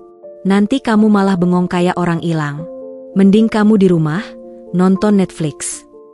Iya juga sih, Mas. Nanti aku malah malu-maluin kamu. Kataku, nah, itu ngerti. Istri yang baik itu yang tahu kapasitas diri. Bram mengangguk puas. Lalu dia menyeruput kopinya dan wajahnya berubah serius lagi. Ngomong-ngomong, L, jas Armaniku yang item udah agak sempit di bagian bahu. Aku butuh tuxedo baru. Hugo Boss lagi ada koleksi baru, harganya sekitar 25 juta. Kamu ada dana talangan nggak? Kartu kreditku kan lagi error sistemnya. Aku menatapnya tak percaya. Dia baru saja melarangku datang ke pesta perusahaanku sendiri, menghinaku tidak selevel, dan sekarang meminta uangku untuk membeli baju agar dia bisa tampil memukau di sana. Tingkat ketebalan muka pria ini mungkin sudah melebihi lapisan dermis yang biasa dia bedah. 25 juta? Ulangku pelan. Mas, uangku udah habis buat DP Porsche kamu kemarin. Sisa gaji bulan ini cuma cukup buat belanja sayur sama listrik. Wajah Bram memerah padam. Masa nggak ada sisa sama sekali? Kamu kan bisa gesek kartu kredit ibu dulu atau apalah. Ini darurat, L. Aku mau ketemu menteri. Masa pakai jas lama yang baunya apek? Maaf, Mas. Nggak ada, jawabku tegas. Pakai aja jas yang lama. Kalau di laundry mahal pasti wangi lagi. Atau sewa aja. Banyak kok tempat sewa jas pengantin yang murah. Sewa? Bram membanting sendoknya. Denting logam beradu dengan piring porselen terdengar nyaring. Aku dokter spesialis bedah plastik Medica Group. Masa pakai jas sewaan bekas orang nikah? Kamu emang istri nggak berguna, nggak suportif sama karir suami.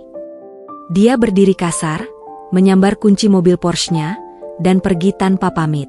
Aku tahu kemana dia akan pergi. Dia akan menelepon Fanya. Dan Fanya, yang sedang menikmati uang hasil markup obat, pasti dengan senang hati membelikannya jas baru. Sebagai imbalannya, Bram pasti akan membawa Fanya ke gala dinner itu. Nanti Fanya masuk sebagai apa? Mas? Tanyaku pada ruang kosong. Mitra strategis? Atau partner in crime? 3 hari kemudian. Malam gala dinner.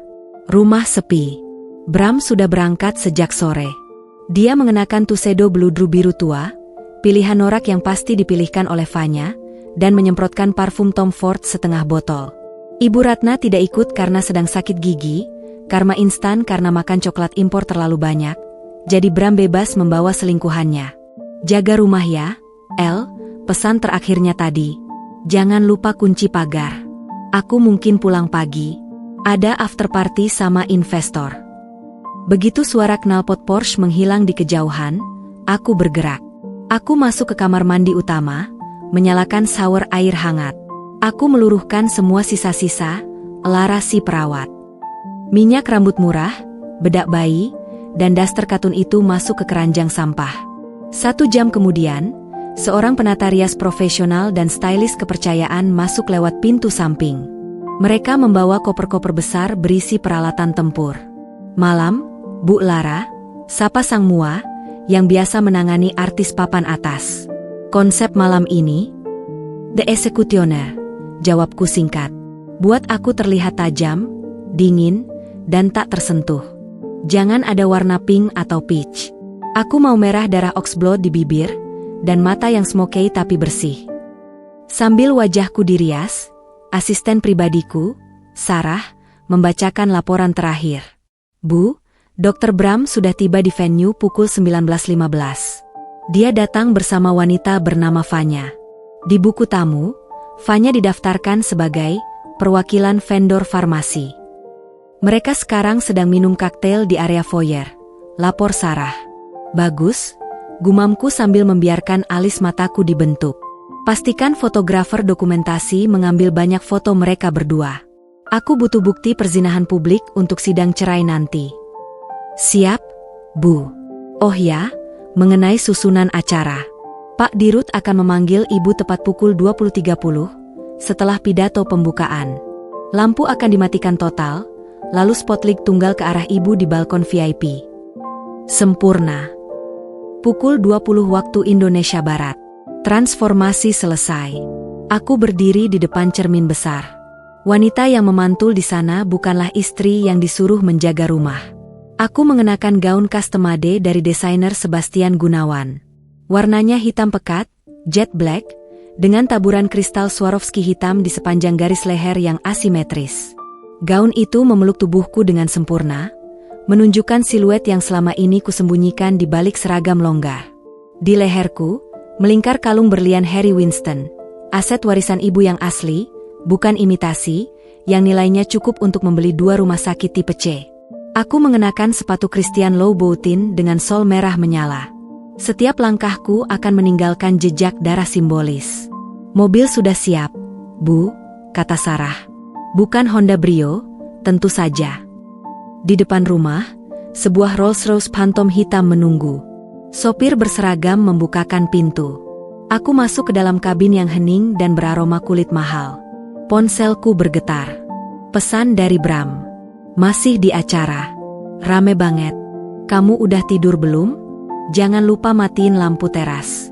Aku tersenyum miring. Jari-jariku yang kini berkukuh merah gelap mengetik balasan. Tapi aku tidak mengirimnya. Aku menghapusnya lagi. Aku tidak perlu membalas lewat teks.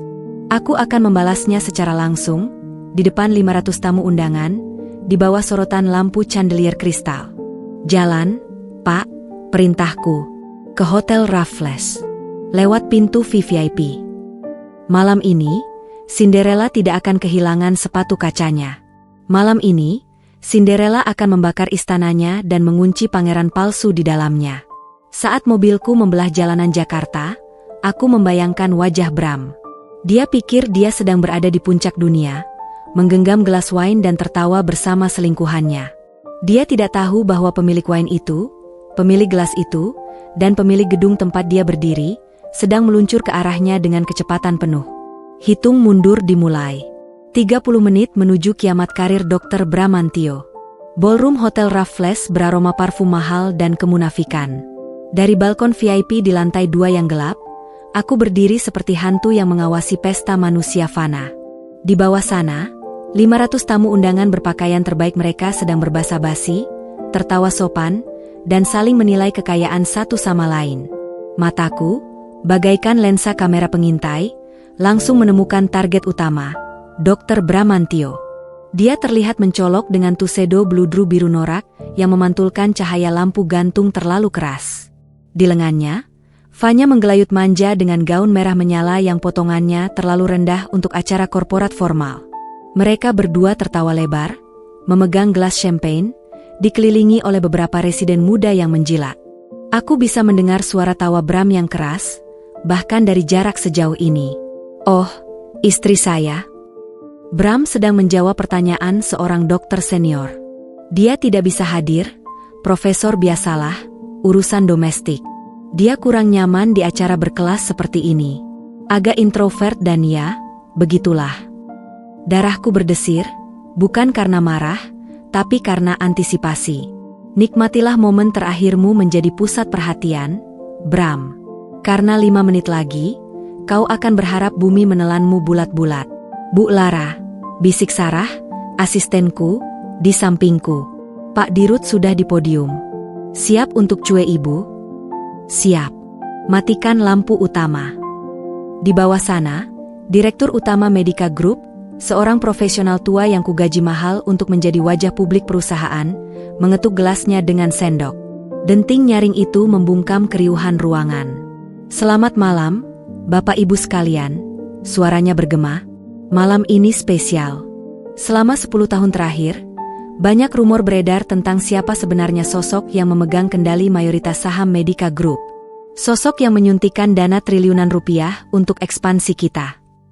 Bram terlihat bosan. Dia membisikkan sesuatu ke telinga Fanya, mungkin mengajak kabur ke kamar hotel lebih awal. "Malam ini," lanjut Pak Dirut, "beliau memutuskan untuk keluar dari bayang-bayang. Beliau ingin menyapa Anda semua secara langsung, dan melakukan bersih-bersih rumah." Lampu chandelier kristal raksasa di tengah ruangan perlahan meredup hingga mati total. Ruangan menjadi gelap gulita. Suara kasak kusuk bingung terdengar. Kemudian, satu lampu sorot, spotlight, menyala. Cahaya putih terang itu tidak mengarah ke panggung utama. Cahaya itu menembak lurus ke arah balkon VIP tempatku berdiri. Aku melangkah maju ke pagar pembatas. Gaun hitamku berkilauan di bawah sorotan lampu, seolah-olah aku mengenakan baju zirah yang terbuat dari bintang malam. Berlian di leherku membiaskan cahaya menjadi spektrum pelangi yang tajam. Tatapanku dingin, lurus ke bawah. Hening. 500 pasang mata mendongak menatapku. Aku melihat wajah Bram. Mulutnya terbuka. Matanya membelalak sampai hampir keluar. Gelas champagne di tangannya miring, menumpahkan isinya ke gaun merah Fanya, tapi dia tidak sadar. Lara, gumamnya, gerak bibirnya terbaca jelas dari sini. Aku meraih mikrofone. "Selamat malam." Suaraku menggema di seluruh penjuru ballroom, jernih dan berwibawa. Bukan suara istri penurut yang biasa bertanya, "Kopi kurang manis atau tidak?" Ini suara pemilik modal. "Nama saya Lara Pramesti. Dan saya adalah pemilik 65% saham Medica Group." Gelombang kejut melanda ruangan. Bisik-bisik meledak seperti sarang lebah yang diganggu. Istrinya Bram?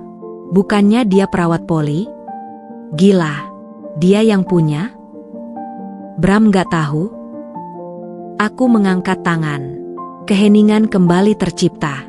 "Saya mengundang Anda semua ke sini bukan hanya untuk merayakan ulang tahun perak, tapi untuk menegaskan kembali nilai inti perusahaan ini, integritas."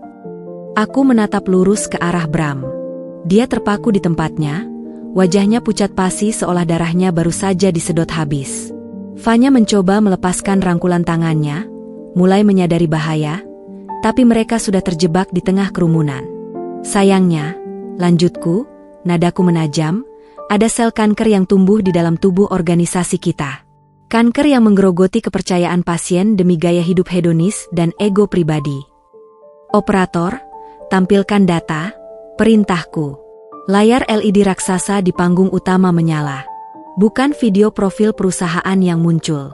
Yang muncul adalah grafik audit forensik yang telah kususun berhari-hari. Slide 1, judul besar, skema penggelapan obat alat kesehatan foto, faktur pembelian botox palsu dari PT Derma Solusi Prima. Di sebelahnya, terpampang foto Fanya yang diambil diam-diam saat menyerahkan amplop tebal ke Bram di parkiran.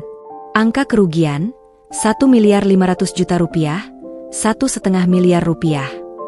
Terdengar pekikan kaget dari para hadirin.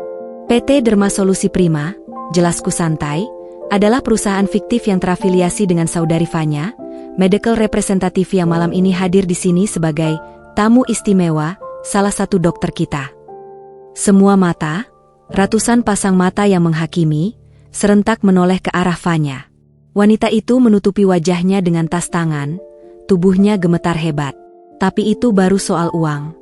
Uang bisa dicari, kataku. Yang tidak bisa dimaafkan adalah ketika keserakahan melukai manusia. Slide 2, judul, malpraktik pemalsuan rekam medis foto, wajah Cika Valencia pasca operasi, yang kuambil diam-diam saat ganti perban. Hidungnya bengkak, miring, dan nekrosis, jaringan mati, mulai terlihat. Dokumen, perbandingan laporan operasi digital, palsu, versus laporan fisik asli. Dokter yang menangani kasus ini membuang tulang rawan pasien secara berlebih, karena terburu-buru ingin pergi ke showroom mobil. Lalu, dia memalsukan laporannya di sistem untuk menghindari tuntutan. Ujarku. Pelakunya ada di tengah-tengah Anda. Lampu sorot kedua menyala. Kali ini, cahaya itu menembak lurus ke wajah Bram di lantai dansa. Dia terisolasi dalam lingkaran cahaya, seperti tikus laboratorium yang tertangkap basah. Dokter Bramantio, panggilku. Bram gemetar. Kakinya lemas. Dia mencoba tersenyum, senyum gila orang yang putus asa. Sayang, Lara, ini bercanda kan? Ini prank ulang tahun kan? Kamu istriku. Suaranya pecah, tapi terdengar lewat mic wireless yang tiba-tiba disodorkan oleh staf keamanan ke wajahnya. Mantan istri, koreksiku dingin. Malam ini, di hadapan Dewan Kehormatan Etik Kedokteran dan seluruh pemegang saham, saya menggunakan hak veto saya. Aku menjeda sesaat untuk efek dramatis. Bramantio, mulai detik ini, Anda dipecat tidak hormat dari seluruh jaringan Medica Group. Kami juga telah menyerahkan bukti-bukti ini ke kepolisian 1 jam yang lalu atas tuduhan penggelapan dan penipuan korporasi. Bram jatuh berlutut. Bukan karena menyesal, tapi karena kakinya tak lagi sanggup menopang berat dosanya. Dan untuk Nona Fanya, aku menunjuk wanita berbaju merah itu. Security sedang menunggu di lobi. Anda dilarang menginjakkan kaki di properti kami seumur hidup. Silakan bawa, kolega, Anda keluar. Suasana ballroom mencekam. Tidak ada yang berani bernapas. Kehancuran Bram terjadi secara live, dipertontonkan sebagai hiburan bagi kaum elit. Ini adalah eksekusi publik paling brutal yang pernah mereka saksikan. Bram menatapku ke atas balkon, matanya basah, memohon. Tolong. Porsche itu, rumah itu. Semua atas nama perusahaan cangkang saya, Bram, jawabku, mematikan harapannya. Kamu tidak punya apa-apa. Bahkan jas yang kamu pakai itu, dibeli pakai kartu kredit tambahanku yang sudah kublokir. Kan? Beberapa tamu menahan tawa. Hinaan terakhir itu benar-benar menelanjanginya. Aku berbalik, memunggungi pemandangan menyedihkan itu. Nikmati sisa pestanya, hadirin sekalian. Minumannya gratis. Tapi ingat, integritas itu mahal. Aku berjalan masuk kembali ke kegelapan balkon, meninggalkan Bram yang kini dikerumuni oleh petugas keamanan yang siap menyeretnya keluar seperti sampah medis. Tirai ditutup. Pertunjukan utama selesai. Pukul 2 dini hari. Aku duduk di kursi rotan beranda lantai 2 rumah Pondok Indah, menyesap teh chamomile hangat. Gaun hitam The Executioner masih melekat di tubuhku, tapi perhiasan berlian sudah kulepas. Di bawah sana, di depan gerbang besi tempa yang menjulang tinggi, drama babak terakhir sedang berlangsung. Sebuah taksi Bluebird berhenti tergesa-gesa. Bram keluar dari taksi itu dengan langkah sempoyongan. Tuxedo beludru birunya kusut, dasi kupu-kupunya miring. Dia sendirian. Fanya, tentu saja, sudah menguap seperti asap begitu menyadari ATM berjalannya rusak total. Wanita cerdas itu pasti langsung memblokir nomor Bram begitu mereka diusir dari hotel. Bram berlari menuju gerbang, menekan tombol remote di kunci mobilnya, kunci Porsche yang masih ia genggam erat seperti jimat. Hening. Pagar otomatis itu tidak bergerak. Dia menekan lagi, kali ini dengan panik. Masih diam. Tentu saja diam. Aku sudah mereset kode frekuensi pagar itu 1 jam yang lalu. Pak Asep, buka gerbang. Saya pulang, teriak Bram sambil menggedor besi pagar. Tidak ada jawaban dari pos satpam. Pak Asep, satpam yang setia pada siapapun yang memberinya gaji, sudah menerima instruksi baruku, jangan buka gerbang untuk orang asing. Buka. Ini rumah saya, jeritnya lagi. Aku meletakkan cangkir tehku, lalu menekan tombol intercom yang terhubung ke pengeras suara di gerbang. Selamat malam, orang asing. Suaraku memecah keheningan malam kompleks elit itu. Dilarang berteriak di kawasan perumahan. Anda mengganggu tetangga. Bram mendongak, mencari sumber suara. Dia melihat siluetku di balkon. Lara, buka pintunya. Kamu gila ya? Kamu mempermalukan aku di depan menteri. Kamu menghancurkan karirku. Buka sekarang. Kita harus bicara. Kita tidak punya urusan pembicaraan lagi, Bram. Yang ada hanya urusan hukum. Jawabku tenang. Dan ngomong-ngomong, itu bukan rumahmu.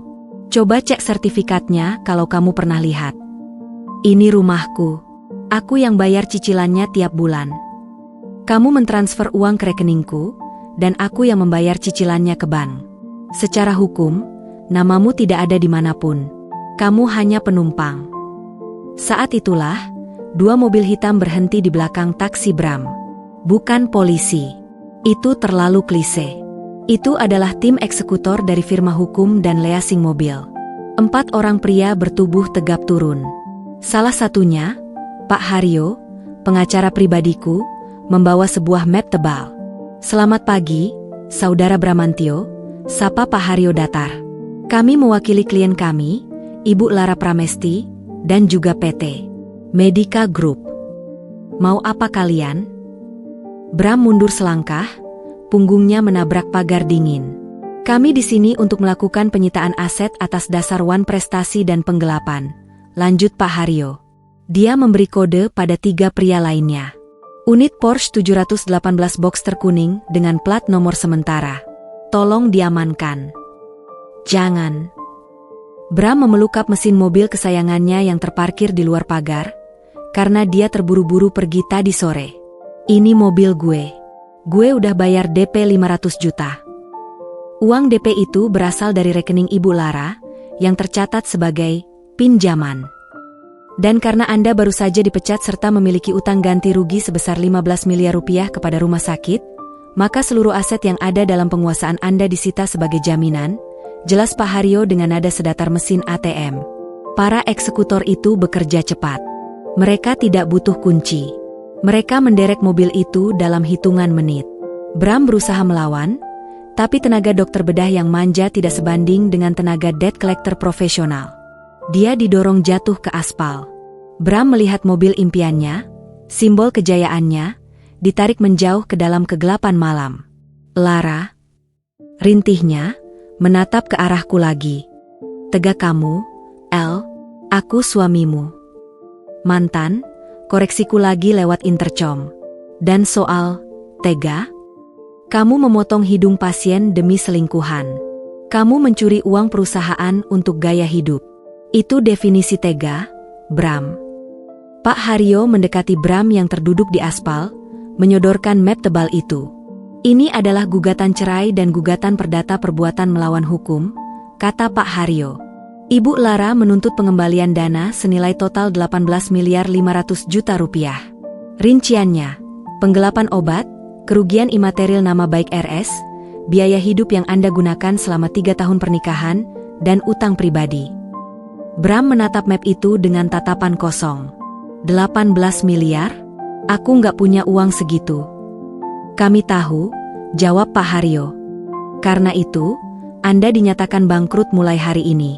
Rekening Anda sudah dibekukan oleh PPATK, atas laporan tindak pidana pencucian uang. Kartu kredit mati. Aset nol. Pak Haryo meletakkan map itu di pangkuan Bram. Satu hal lagi. Pakaian yang Anda kenakan. Tuxedo Hugo Boss itu dibeli dengan kartu kredit tambahan Ibu Lara yang transaksinya ditolak. Lalu dibayar menggunakan dana talangan kas bon kantor yang belum disetujui. Jadi secara teknis, baju itu adalah aset perusahaan. Bram membelalak. Kami tidak akan menelanjangi Anda di sini karena melanggar ketertiban umum. Tapi besok pagi, tagihannya akan ditambahkan ke total utang Anda. Tim hukum itu masuk kembali ke mobil mereka. Urusan selesai. Efisien. Mematikan. Tinggallah Bram sendirian di trotoar. Di depan rumah mewah yang hangat dan terang benderang, tapi tak bisa ia masuki. Tanpa mobil. Tanpa pekerjaan. Tanpa istri. Tanpa selingkuhan. Dan dengan utang 18 miliar yang menggantung di lehernya. Pintu gerbang terbuka sedikit. Bram berdiri dengan harapan. Tapi yang keluar bukan aku. Yang keluar adalah satpam, membawa 2 koper besar berwarna hitam. Koper murah yang biasa dijual di pasar. Pak Bram, kata satpam itu canggung. Ini instruksi ibu. Isinya baju-baju bapak yang lama. Yang kaos-kaos oblong sama celana pendek. Jas-jas mahal bapak ditahan sebagai barang bukti. Satpam itu meletakkan koper di jalanan, lalu memberikan sebuah amplop kecil. Ini pesangon dari ibu. Uang tunai 500.000 rupiah. Katanya buat ongkos ke rumah kos-kosan. Gerbang tertutup kembali. Klang. Bunyi besi beradu itu adalah suara palu hakim yang memvonis akhir kehidupan nyaman Bramantio. Aku melihat dari atas. Bram menatap uang 500.000 di tangannya. 3 jam yang lalu, dia memegang gelas sampanye di pesta elit. Sekarang, dia memegang uang receh di pinggir jalan, persis seperti pengemis yang sering ia hina. Dia berteriak frustrasi, menendang koper itu. Tapi tidak ada yang peduli. Tetangga sudah tidur. Dunia tidak peduli pada pecundang yang jatuh miskin. Aku mematikan lampu balkon. Pertunjukan selesai. Aku masuk ke dalam kamar tidur utama yang kini terasa sangat luas. Ranjang king size itu kosong di satu sisi. Tapi anehnya, aku tidak merasa kesepian. Aku merasa bersih. Seperti ruang operasi yang baru disterilkan setelah mengangkat tumor ganas berukuran 80 kg bernama Bramantio. Besok, berita pemecatan dan tuntutannya akan masuk koran bisnis. Reputasinya sebagai dokter akan mati total. Tidak akan ada RS yang mau mempekerjakannya. Tapi itu urusan besok. Malam ini, aku akan tidur nyenyak. Tanpa dengkuran, tanpa kebohongan. Aku menarik selimut sutraku. Selamat malam, Jakarta. Satu lagi parasit telah dibasmi. Aroma di ruangan itu adalah campuran antara bau ape karpet lembab, sisa mie instan, dan keputusasaan. Dr. Bramantio, mantan bintang bedah plastik Medica Group, terbangun dengan sentakan keras. Tangannya secara refleks meraba sisi tempat tidur, mencari tombol pengatur suhu AC sentral atau bel panggil asisten rumah tangga. Namun, jari-jarinya hanya menyentuh dinding tembok yang catnya mengelupas dan terasa kasar. Dia membuka mata. Langit-langit di atasnya bukan plafon gipsum berukir gaya Eropa di Pondok Indah. Itu adalah plafon asbes rendah dengan bercak noda air kecoklatan yang menyerupai peta benua penderitaan. Kipas angin dinding berdecit-decit memutar udara panas Jakarta yang menyesakkan. Ini bukan mimpi buruk. Ini adalah pagi pertamanya di kos-kosan Melati. Sebuah kamar petak berukuran 3x3 meter di gang sempit belakang rumah sakit, seharga Rp400.000 per bulan. Satu-satunya tempat yang bisa ia bayar dengan sisa uang pesangon penghinaan dari Lara. Sial. Desisnya, mencoba duduk. Punggungnya sakit. Kasur busa tipis di bawahnya sudah kempes di bagian tengah, tidak mampu menopang tubuh yang terbiasa tidur di atas king cole seharga puluhan juta. Bram meraih ponselnya, iPhone 14 Pro Max yang layarnya retak karena terjatuh saat didorong eksekutor semalam. Baterainya tinggal 12%. Dia tidak punya charger. Kabelnya tertinggal di tas kerja yang disita. Dia mencoba menekan nomor satu-satunya orang yang dia pikir bisa menyelamatkannya. Caling, Mai Fanya cinta. Tut. Nomor yang Anda tuju sedang tidak aktif atau berada di luar jangkauan. Bram mencoba lagi, sekali lagi, 5 kali. Hasilnya nihil. Dia beralih ke WhatsApp. Foto profil Vanya, foto mereka berdua minum wine di Bali, sudah hilang. Menjadi siluet abu-abu kosong. Pesan terakhir yang dikirim Bram semalam, "Van, kamu di mana? Jemput aku." Hanya bertanda centang 1. Diblokir. Bram membanting ponselnya ke kasur. Dasar pelacur murahan. Habis manis sepah dibuang, teriaknya. Suaranya menembus dinding tipis kos-kosan. "Woi, berisik. Orang mau tidur," teriak tetangga sebelah, mungkin seorang pengojek online yang baru pulang shift malam. Bram terdiam. Harga dirinya yang tersisa melarangnya untuk berteriak balik pada rakyat jelata. Dia berjalan ke kamar mandi dalam yang sempit. Tidak ada shower air panas. Hanya ada bak mandi plastik kecil dan gayung yang lumutnya mulai tumbuh. Dia menatap cermin buram di atas wastafel. Wajah yang memantul di sana tampak mengerikan. Mata merah bengkak, rambut acak-acakan, dan brewok tipis yang mulai tumbuh. Wibawa, Tuhan di ruang operasi, itu telah menguap, menyisakan seorang pria parubaya yang terlihat kalah. "Gue masih dokter," gumamnya pada cermin, mencoba memanggil sisa-sisa egonya. "Gue Bramantio." Tangan emas. Lara pikir dia bisa matiin karir gue? Salah besar. Rumah sakit lain bakal antre nerima gue. Dengan sisa keyakinan yang rapuh itu, Bram mandi air dingin, mengenakan kemeja kusut dari koper baju bekas yang diberikan Lara, dan keluar untuk menaklukkan dunia kembali. Pukul 10 waktu Indonesia Barat. Lobi RS Pelita Harapan, kompetitor utama Medica Group. Bram melangkah masuk dengan dagu terangkat, meski penampilannya jauh dari prima. Dia menuju meja resepsionis manajemen. "Selamat pagi. Saya Dr. Bramantio, SPBPR. Saya ingin bertemu Direktur Pelayanan Medis. Beliau teman lama saya," katanya dengan nada yang dia usahakan terdengar berwibawa. Resepsionis itu, seorang wanita muda yang rapi, menatapnya dari atas ke bawah. Tatapannya berhenti sejenak di kerah kemeja Bram yang agak kuning. "Apakah sudah ada janji, Dok?" "Belum. Tapi bilang saja Bramantio dari Medica Group. Dia pasti langsung terima." Resepsionis itu mengetik sesuatu di komputernya. Tiba-tiba, alisnya terangkat. Dia memanggil temannya di sebelah, berbisik-bisik sambil melirik Bram. Tatapan mereka berubah. Bukan lagi hormat, tapi tatapan waspada dan sedikit jijik. "Maaf, Dr. Bramantio," kata resepsionis itu, suaranya kini dingin dan formal. "Bapak Direktur sedang tidak bisa diganggu. Dan mohon maaf, sistem kami menolak input data tamu atas nama Anda."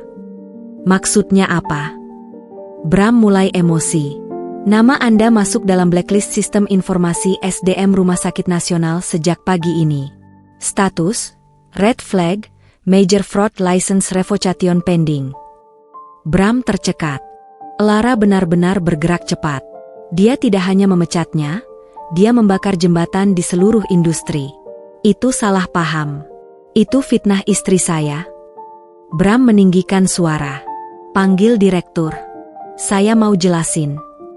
2 orang satpam bertubuh besar mendekat. "Ada masalah, Pak." Bram melihat satpam-satpam itu. Dulu, satpam seperti mereka akan membungkuk dan membukakan pintu mobilnya. Sekarang, mereka memandangnya seperti melihat pengemis yang masuk ke lobi hotel bintang 5. Enggak ada." Bram mundur. Dia tahu dia tidak bisa menang. Dia berbalik dan berjalan keluar, diiringi bisik-bisik resepsionis di belakangnya. "Itu kan dokter yang viral di TikTok pagi ini? Yang katanya malpraktik hidung selebgram terus korupsi uang istri." "Iya, gila ya. Padahal dulu ganteng, sekarang kayak gembel." Bram mempercepat langkahnya, menutupi wajahnya dengan tangan. Viral? Dia membuka ponselnya lagi, memberanikan diri mengecek media sosial. Di Twitter, X, tagar dokter palsu Medica sedang trending topik nomor 1. Ada video dari Lara, video CCTV ruang operasi yang menunjukkan Bram membuang tulang rawan Cika lalu pergi terburu-buru. Video itu sudah ditonton 3 juta kali. Komentar netizen sangat brutal. Netizen 1. Gila, demi lonte dia korbanin hidung orang. Cabut izinnya. Netizen 2. Istrinya keren banget sih. Speak up pakai data. The real queen. Netizen 3. Mampus lu dok. Gue doain lu jadi pasien BPJS. Bram merasa mual. Dunia digital yang dulu memujanya kini merajamnya beramai-ramai. Dia duduk di halte bus, bingung harus kemana. Perutnya berbunyi. Dia belum makan sejak semalam. Uang di dompetnya tinggal Rp300.000. Tiba-tiba, sebuah mobil Mercedes-Benz hitam mengkilap berhenti di lampu merah tepat di depan halte. Kaca jendela belakang terbuka sedikit. Di dalamnya, duduk seorang wanita dengan kacamata hitam besar dan syal sutra. Dia sedang tertawa, berbicara di telepon. Itu Vanya. Dan di kursi pengemudi, duduk seorang pria tua botak, seorang direktur farmasi dari perusahaan saingan. Bram melompat berdiri. Vanya, teriaknya, berlari mendekati mobil itu. Vanya, ini aku. Vanya menoleh. Dia menurunkan kacamata hitamnya sedikit, menatap Bram yang berkeringat dan kusut di pinggir jalan. Tidak ada rasa kaget di matanya. Hanya tatapan kosong, seolah melihat kucing liar yang mengganggu. Jalan, Mas. Ada orang gila, kata Vanya pada sopirnya pacar barunya. Kaca jendela naik menutup perlahan.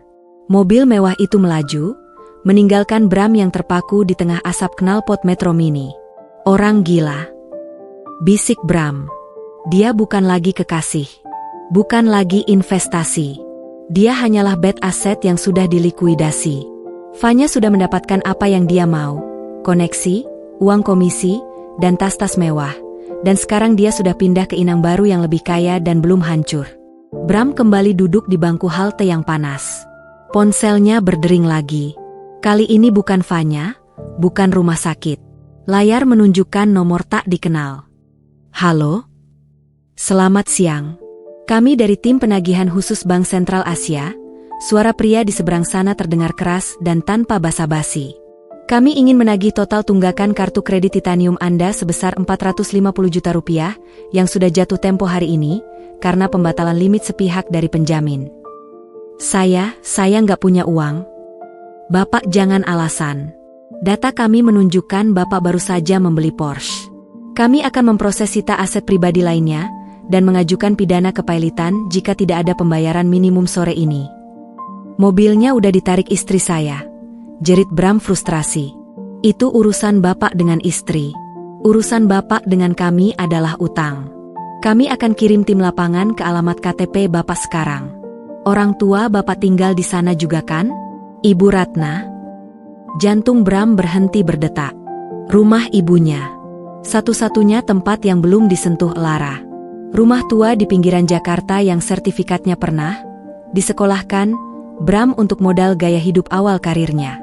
Jika debt collector datang ke sana, Ibu Ratna yang punya riwayat jantung lemah. Jangan ke rumah ibu saya. Transfer 50 juta sekarang sebagai itikat baik. Atau kami sita rumah ibu Bapak. Klik. Sambungan terputus. Bram menatap jalanan Jakarta yang macet dan kejam. Dia tidak punya pekerjaan. Dia diviralkan sebagai penjahat. Selingkuhannya membuangnya. Dan sekarang, penagih utang sedang menuju ke rumah ibunya. Dia merogoh saku celananya. Rp300.000. Hanya itu nilai dirinya sekarang. Dari kejauhan, di layar billboard elektronik raksasa di seberang jalan, muncul iklan layanan masyarakat Medica Group. Wajah Lara terpampang di sana, cantik, berwibawa, dengan slogan, Medica Group, integritas adalah prioritas kami. Wajah Lara di layar raksasa itu seolah menatap lurus ke arah Bram di halte bus kumuh, tersenyum dingin. Menara Gading itu telah runtuh. Dan Bramantio kini terkubur di bawah puing-puingnya, sendirian. Rumah tua bergaya kolonial di pinggiran Jakarta Selatan itu sedang dikepung. Bukan oleh polisi, melainkan oleh 5 pria bertubuh kekar dengan jaket kulit hitam yang memegang surat kuasa penagihan. Mereka adalah debt collector dari bank penerbit kartu kredit Bramantio, kartu yang limitnya dulu ratusan juta dan kini menunggak total Rp450 juta. Bu, jangan halangi kami. Anak ibu yang gadaikan alamat ini sebagai penjamin darurat. Bentak salah satu penagih, sambil mengangkat televisi LED 60 inci dari ruang tengah. Ibu Ratna, mengenakan daster sutra yang kini tampak kusut, berdiri gemetar di depan lemari hias kristalnya. Wajahnya pucat pasi, namun sisa-sisa arogansinya masih mencoba bertahan. Kalian tidak tahu siapa saya? Saya ibunya Dr. Bramantio. Anak saya dokter bedah plastik terkaya di Jakarta. Letakkan TV itu. Itu impor dari Korea, jeritnya histeris. Dr. Bramantio yang barusan viral dipecat itu. Penagih itu tertawa mengejek. Bu, anak ibu sekarang gembel. Mobilnya ditarik, rekeningnya kosong. Kalau ibu nggak mau barang-barang ini disita, bayar sekarang 50 juta. Tunai. Bram, lakukan sesuatu. Ibu Ratna menoleh ke arah Bram yang berdiri mematung di sudut ruangan. Bramantio, mantan Tuhan, di ruang operasi, kini tak lebih dari patung lilin yang meleleh. Dia menunduk, meremas rambutnya yang kotor. Dia tidak punya kuasa. Dia tidak punya uang. Dia bahkan tidak punya suara untuk mengusir preman-preman legal ini. Maaf, Bu. Bram gak punya uang. Bisiknya parau. Apa? Mata Ibu Ratna membelalak. Tekanan darahnya yang sudah tinggi karena gaya hidup tidak sehat, melonjak seketika menembus batas toleransi pembuluh darah. Tiba-tiba, Ibu Ratna memegangi dada kirinya. Wajahnya berubah biru. Mulutnya menganga mencari udara yang seolah lenyap dari ruangan itu. Sakit dadaku. Rintihnya, sebelum tubuh gempalnya ambruk ke lantai marmer yang dingin. Gubrak. Bu. Bram berlari, berlutut di samping ibunya. Dia memeriksa nadi. Lemah dan tak beraturan. Acute myocardial infarction. Serangan jantung. Panggil ambulans. Cepat, teriak Bram pada para penagih utang. Salah satu penagih hanya menatap datar. Ambulans swasta bayar di muka, bos. Lu punya duit kagak? Bram merogoh sakunya. Kosong. Dia menyadari kenyataan pahit itu. Dia adalah dokter spesialis yang telah menyelamatkan ratusan nyawa orang kaya, tapi dia tidak mampu memanggil ambulans untuk ibunya sendiri. 1 jam kemudian. Unit gawat darurat, UGD, RS Medica. Bram membawa ibunya menggunakan taksi online termurah yang bisa ia pesan dengan sisa saldo e-wallet. Dia menerobos masuk ke pintu kaca otomatis yang dulu selalu membukakan jalan untuknya dengan hormat. Tolong. Pasien serangan jantung. Code Blue, teriak Bram, naluri medisnya mengambil alih. Beberapa perawat bergegas datang membawa berangkar. Tapi saat Bram hendak ikut masuk ke ruang resusitasi VIP, seorang petugas administrasi menghadangnya. Maaf, Pak. Bapak keluarga pasien? Tanya petugas itu tanpa mengenali Bram yang kini berewok dan lusuh. Saya Dr. Bramantio. Saya dulu kerja di sini. Biarkan saya masuk. Petugas itu mengerutkan kening, menatap layar komputer. Dr. Bramantio, status di sistem kami, terminated, do not hire. Maaf, Pak. Bapak tidak punya akses klinis lagi di sini. Bapak harus ke loket administrasi untuk urus pembayaran deposit dulu. Ruang VIP butuh deposit 20 juta rupiah. Saya nggak punya uang. Pakai asuransi ibu saya. Asuransi swasta Ibu Ratna sudah lapset, mati, 3 bulan lalu karena premi tidak dibayar. Jawab petugas itu dingin. Satu-satunya yang aktif adalah BPJS Kesehatan Mandiri kelas 3. Itu pun ada tunggakan denda. Bram lemas. Kelas 3. Bangsal massal. Tanpa AC dingin. 6 pasien dalam satu ruangan. Ya sudah. Kelas 3. Yang penting selamatkan dulu, ucap Bram menyerah. Harga dirinya hancur berkeping-keping di depan loket kaca tempat dia dulu sering memarahi staf karena lamban. Ibu Ratna selamat, tapi egonya sekarat. Dia dipindahkan ke ruang rawat inap kelas 3 di gedung C, gedung lama yang belum direnovasi Lara. Ruangan itu sesak. Ada 6 tempat tidur yang hanya dipisahkan oleh tirai kain berwarna hijau kusam. Udaranya panas, bercampur aroma minyak kayu putih, makanan rantang, dan keringat keluarga pasien yang menunggui. Ibu Ratna siuman di tengah hiruk-pikuk jam besuk. Bram. Panggilnya lemah. Kenapa? Kenapa panas sekali? Kenapa ribut? Pindahkan ibu ke suite room. Ibu nggak bisa napas di sini. Bram duduk di kursi plastik kecil di samping tempat tidur. Dia menggenggam tangan ibunya. Nggak bisa, Bu. Kita nggak punya uang. Kita pakai BPJS. BPJS? Ibu Ratna berusaha bangun, tapi selang infus menahannya. Itu fasilitas orang miskin. Ibu ini ibunya dokter. Malu, Bram. Apa kata teman-teman arisan ibu kalau tahu ibu dirawat bareng tukang ojek? Bu, tolong diam. Nanti tensi ibu naik lagi, Bram memohon. Tiba-tiba, pintu ruangan terbuka. Suasana mendadak hening. Bukan karena dokter jaga masuk, tapi karena rombongan direksi sedang melakukan inspeksi mendadak, sidak. Di depan rombongan itu, berjalan seorang wanita dengan setelan blazer putih gading yang sangat elegan, rambut disanggur rapi, dan aura otoritas yang memancar kuat.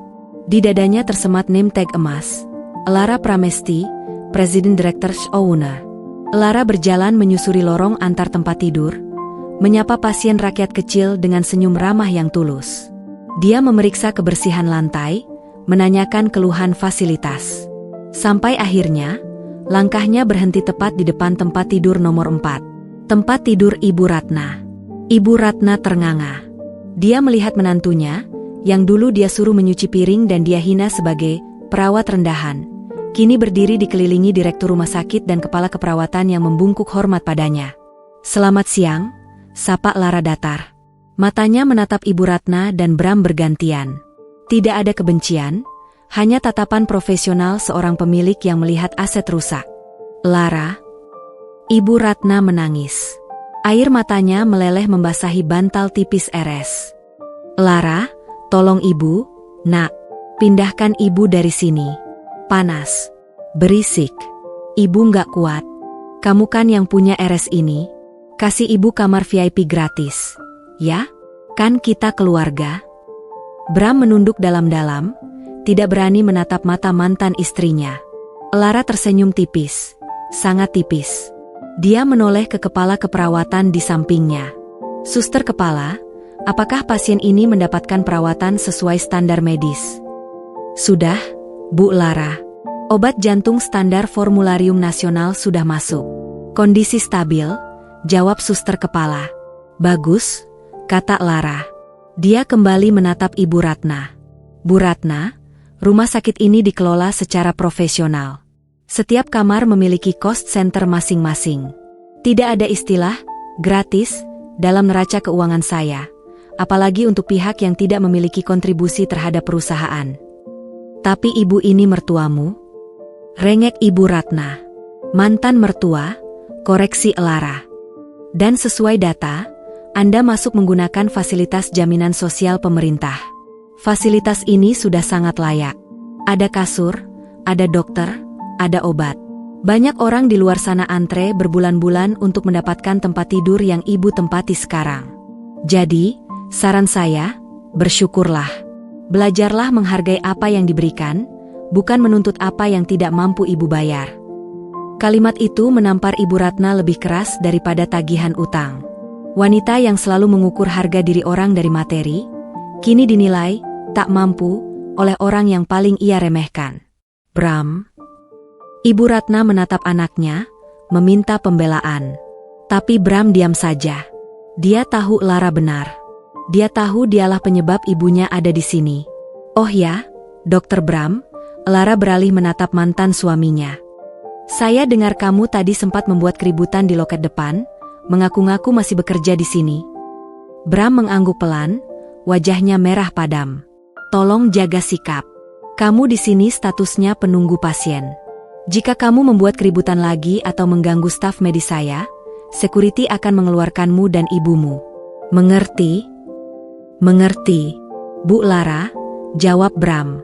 Panggilan, Bu, itu keluar dari mulutnya dengan rasa pahit yang luar biasa. Dia telah mengakui kekalahannya secara total. Lara mengangguk puas. Dia berbalik, memberi kode pada rombongannya untuk lanjut ke bangsal berikutnya. Lanjutkan kerja bagus kalian, kata Lara pada para perawat, perawat yang dulu sering dimaki Bram dan Ibu Ratna karena dianggap lamban. Salah satu perawat senior, Suster Siti, yang dulu pernah dilempar berkas oleh Bram, tersenyum sopan pada Bram. "Permisi, Pak Bram. Waktunya ganti pispot Ibu.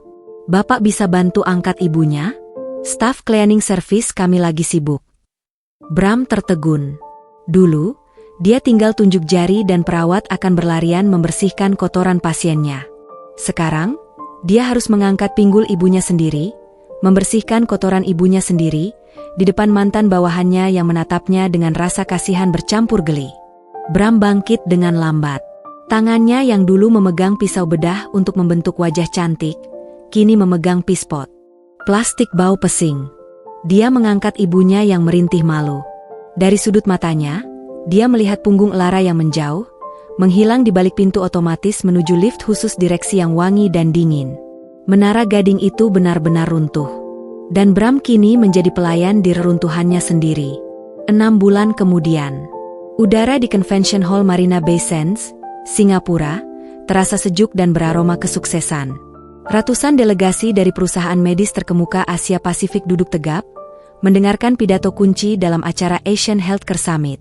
Di panggung utama, berdiri seorang wanita yang mengenakan setelan Givenchy abu-abu metalik, memancarkan aura dominasi yang tenang namun tak terbantahkan. "Transparansi," ucap Lara Pramesti ke mikrofon podium. Wajahnya diproyeksikan ke layar raksasa di belakangnya, tajam dan tanpa celah. Selama bertahun-tahun, industri rumah sakit kita digerogoti oleh inefisiensi dan fraud internal. Kita terlalu fokus menyembuhkan pasien, hingga lupa menyembuhkan sistem kita sendiri dari parasit. Tepuk tangan sopan terdengar.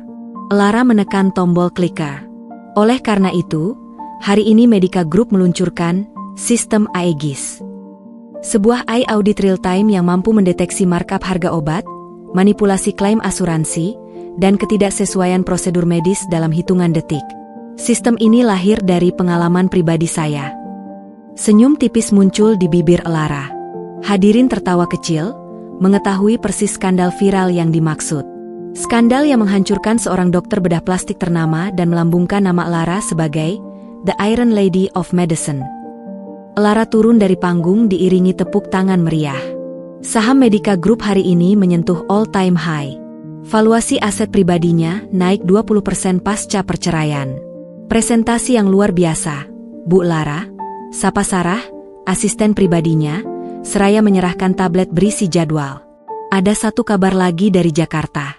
Pengacara kita, Pak Haryo, baru saja mengirimkan dokumen final. "Tentang apa?" tanya Lara sambil berjalan menuju VIP Lounge. "Tentang aset bermasalah yang terakhir.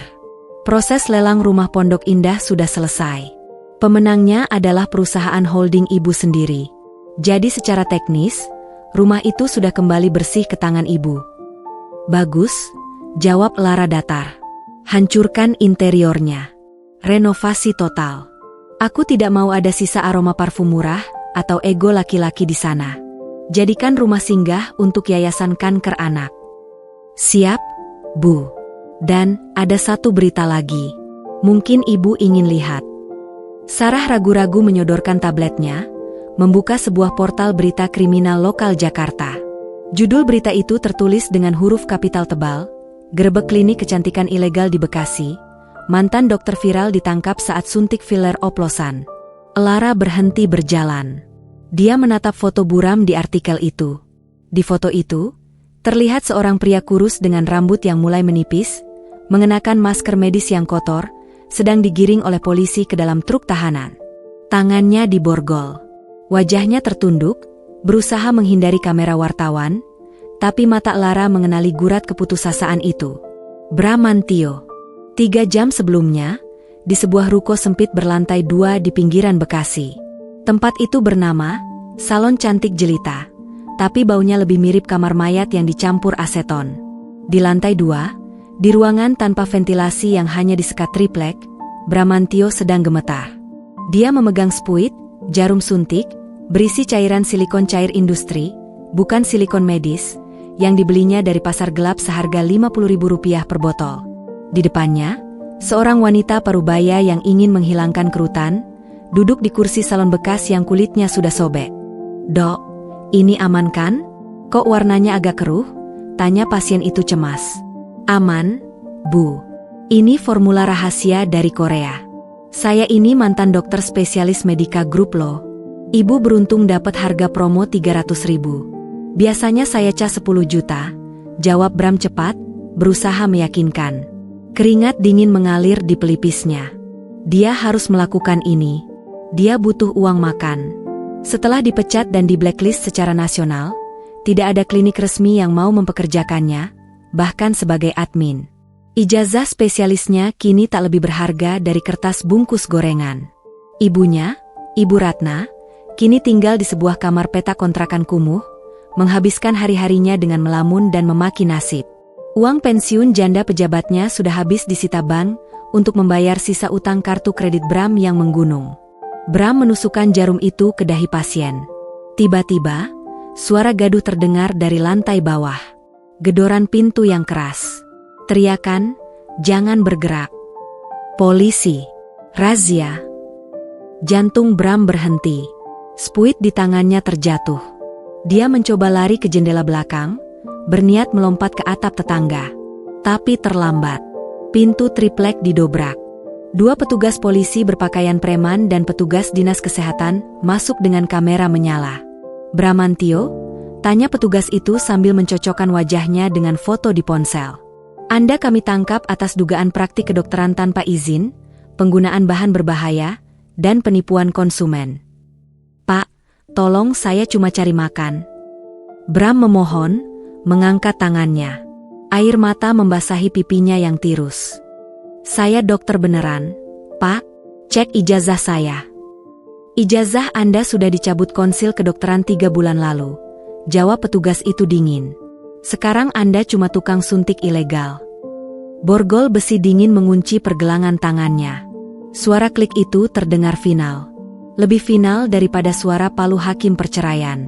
Saat digiring keluar ruko, blitz kamera wartawan kriminal lokal menyambutnya. Bukan wartawan gaya hidup yang dulu memujanya. Ini wartawan yang meliput sampah masyarakat. Bram melihat ke seberang jalan. Di sana, di sebuah toko elektronik, ada televisi yang sedang menyiarkan berita bisnis internasional. Wajah Lara yang bersinar di Singapura muncul di layar itu. Lara di puncak dunia. Bram di dasar selokan.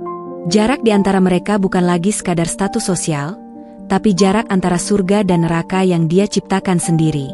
"Jalan!" bentak polisi, mendorong kepala Bram masuk ke mobil tahanan yang bau apek. Pintu besi ditutup. Karirnya tidak hanya mati. Karirnya telah membusuk dan dikuburkan tanpa nisan.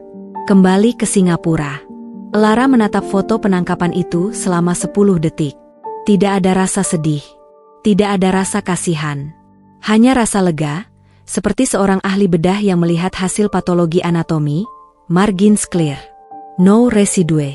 "Apakah kita perlu kirim pengacara untuk dia, Bu?" "Atas dasar kemanusiaan?" tanya Sarah hati-hati. Lara mematikan layar tablet itu. Dia menyesap sparkling waternya. "Tidak perlu, Sarah. Setiap orang dewasa bertanggung jawab atas pilihan hidupnya. Dia memilih jalan pintas seumur hidupnya. Pintas saat sekolah, pintas saat karir, pintas saat menikah. Sekarang, biarkan dia menempuh proses hukum yang panjang. Itu akan menjadi pelajaran, etika, terbaik yang pernah dia dapatkan." Lara berdiri, merapikan blazernya. "Ayo. Kita punya pertemuan dengan investor dari Dubai. Mereka ingin membeli lisensi sistem manajemen kita." "Baik, Bu." Lara berjalan menuju pintu keluar lounge. Langkah kakinya berbunyi tak-tak-tak di lantai marmer, mantap dan berirama. Dia bukan lagi istri dokter. Dia bukan lagi perawat poli. Dia adalah Lara Pramesti, pemilik takdirnya sendiri. Di belakangnya, bayang-bayang masa lalu bernama Bramantio dan Ibu Ratna memudar, menjadi debu sejarah yang tak relevan, tertinggal jauh di kaca spion kehidupannya yang melesat maju. Operasi selesai. Pasien selamat. Parasit dimusnahkan.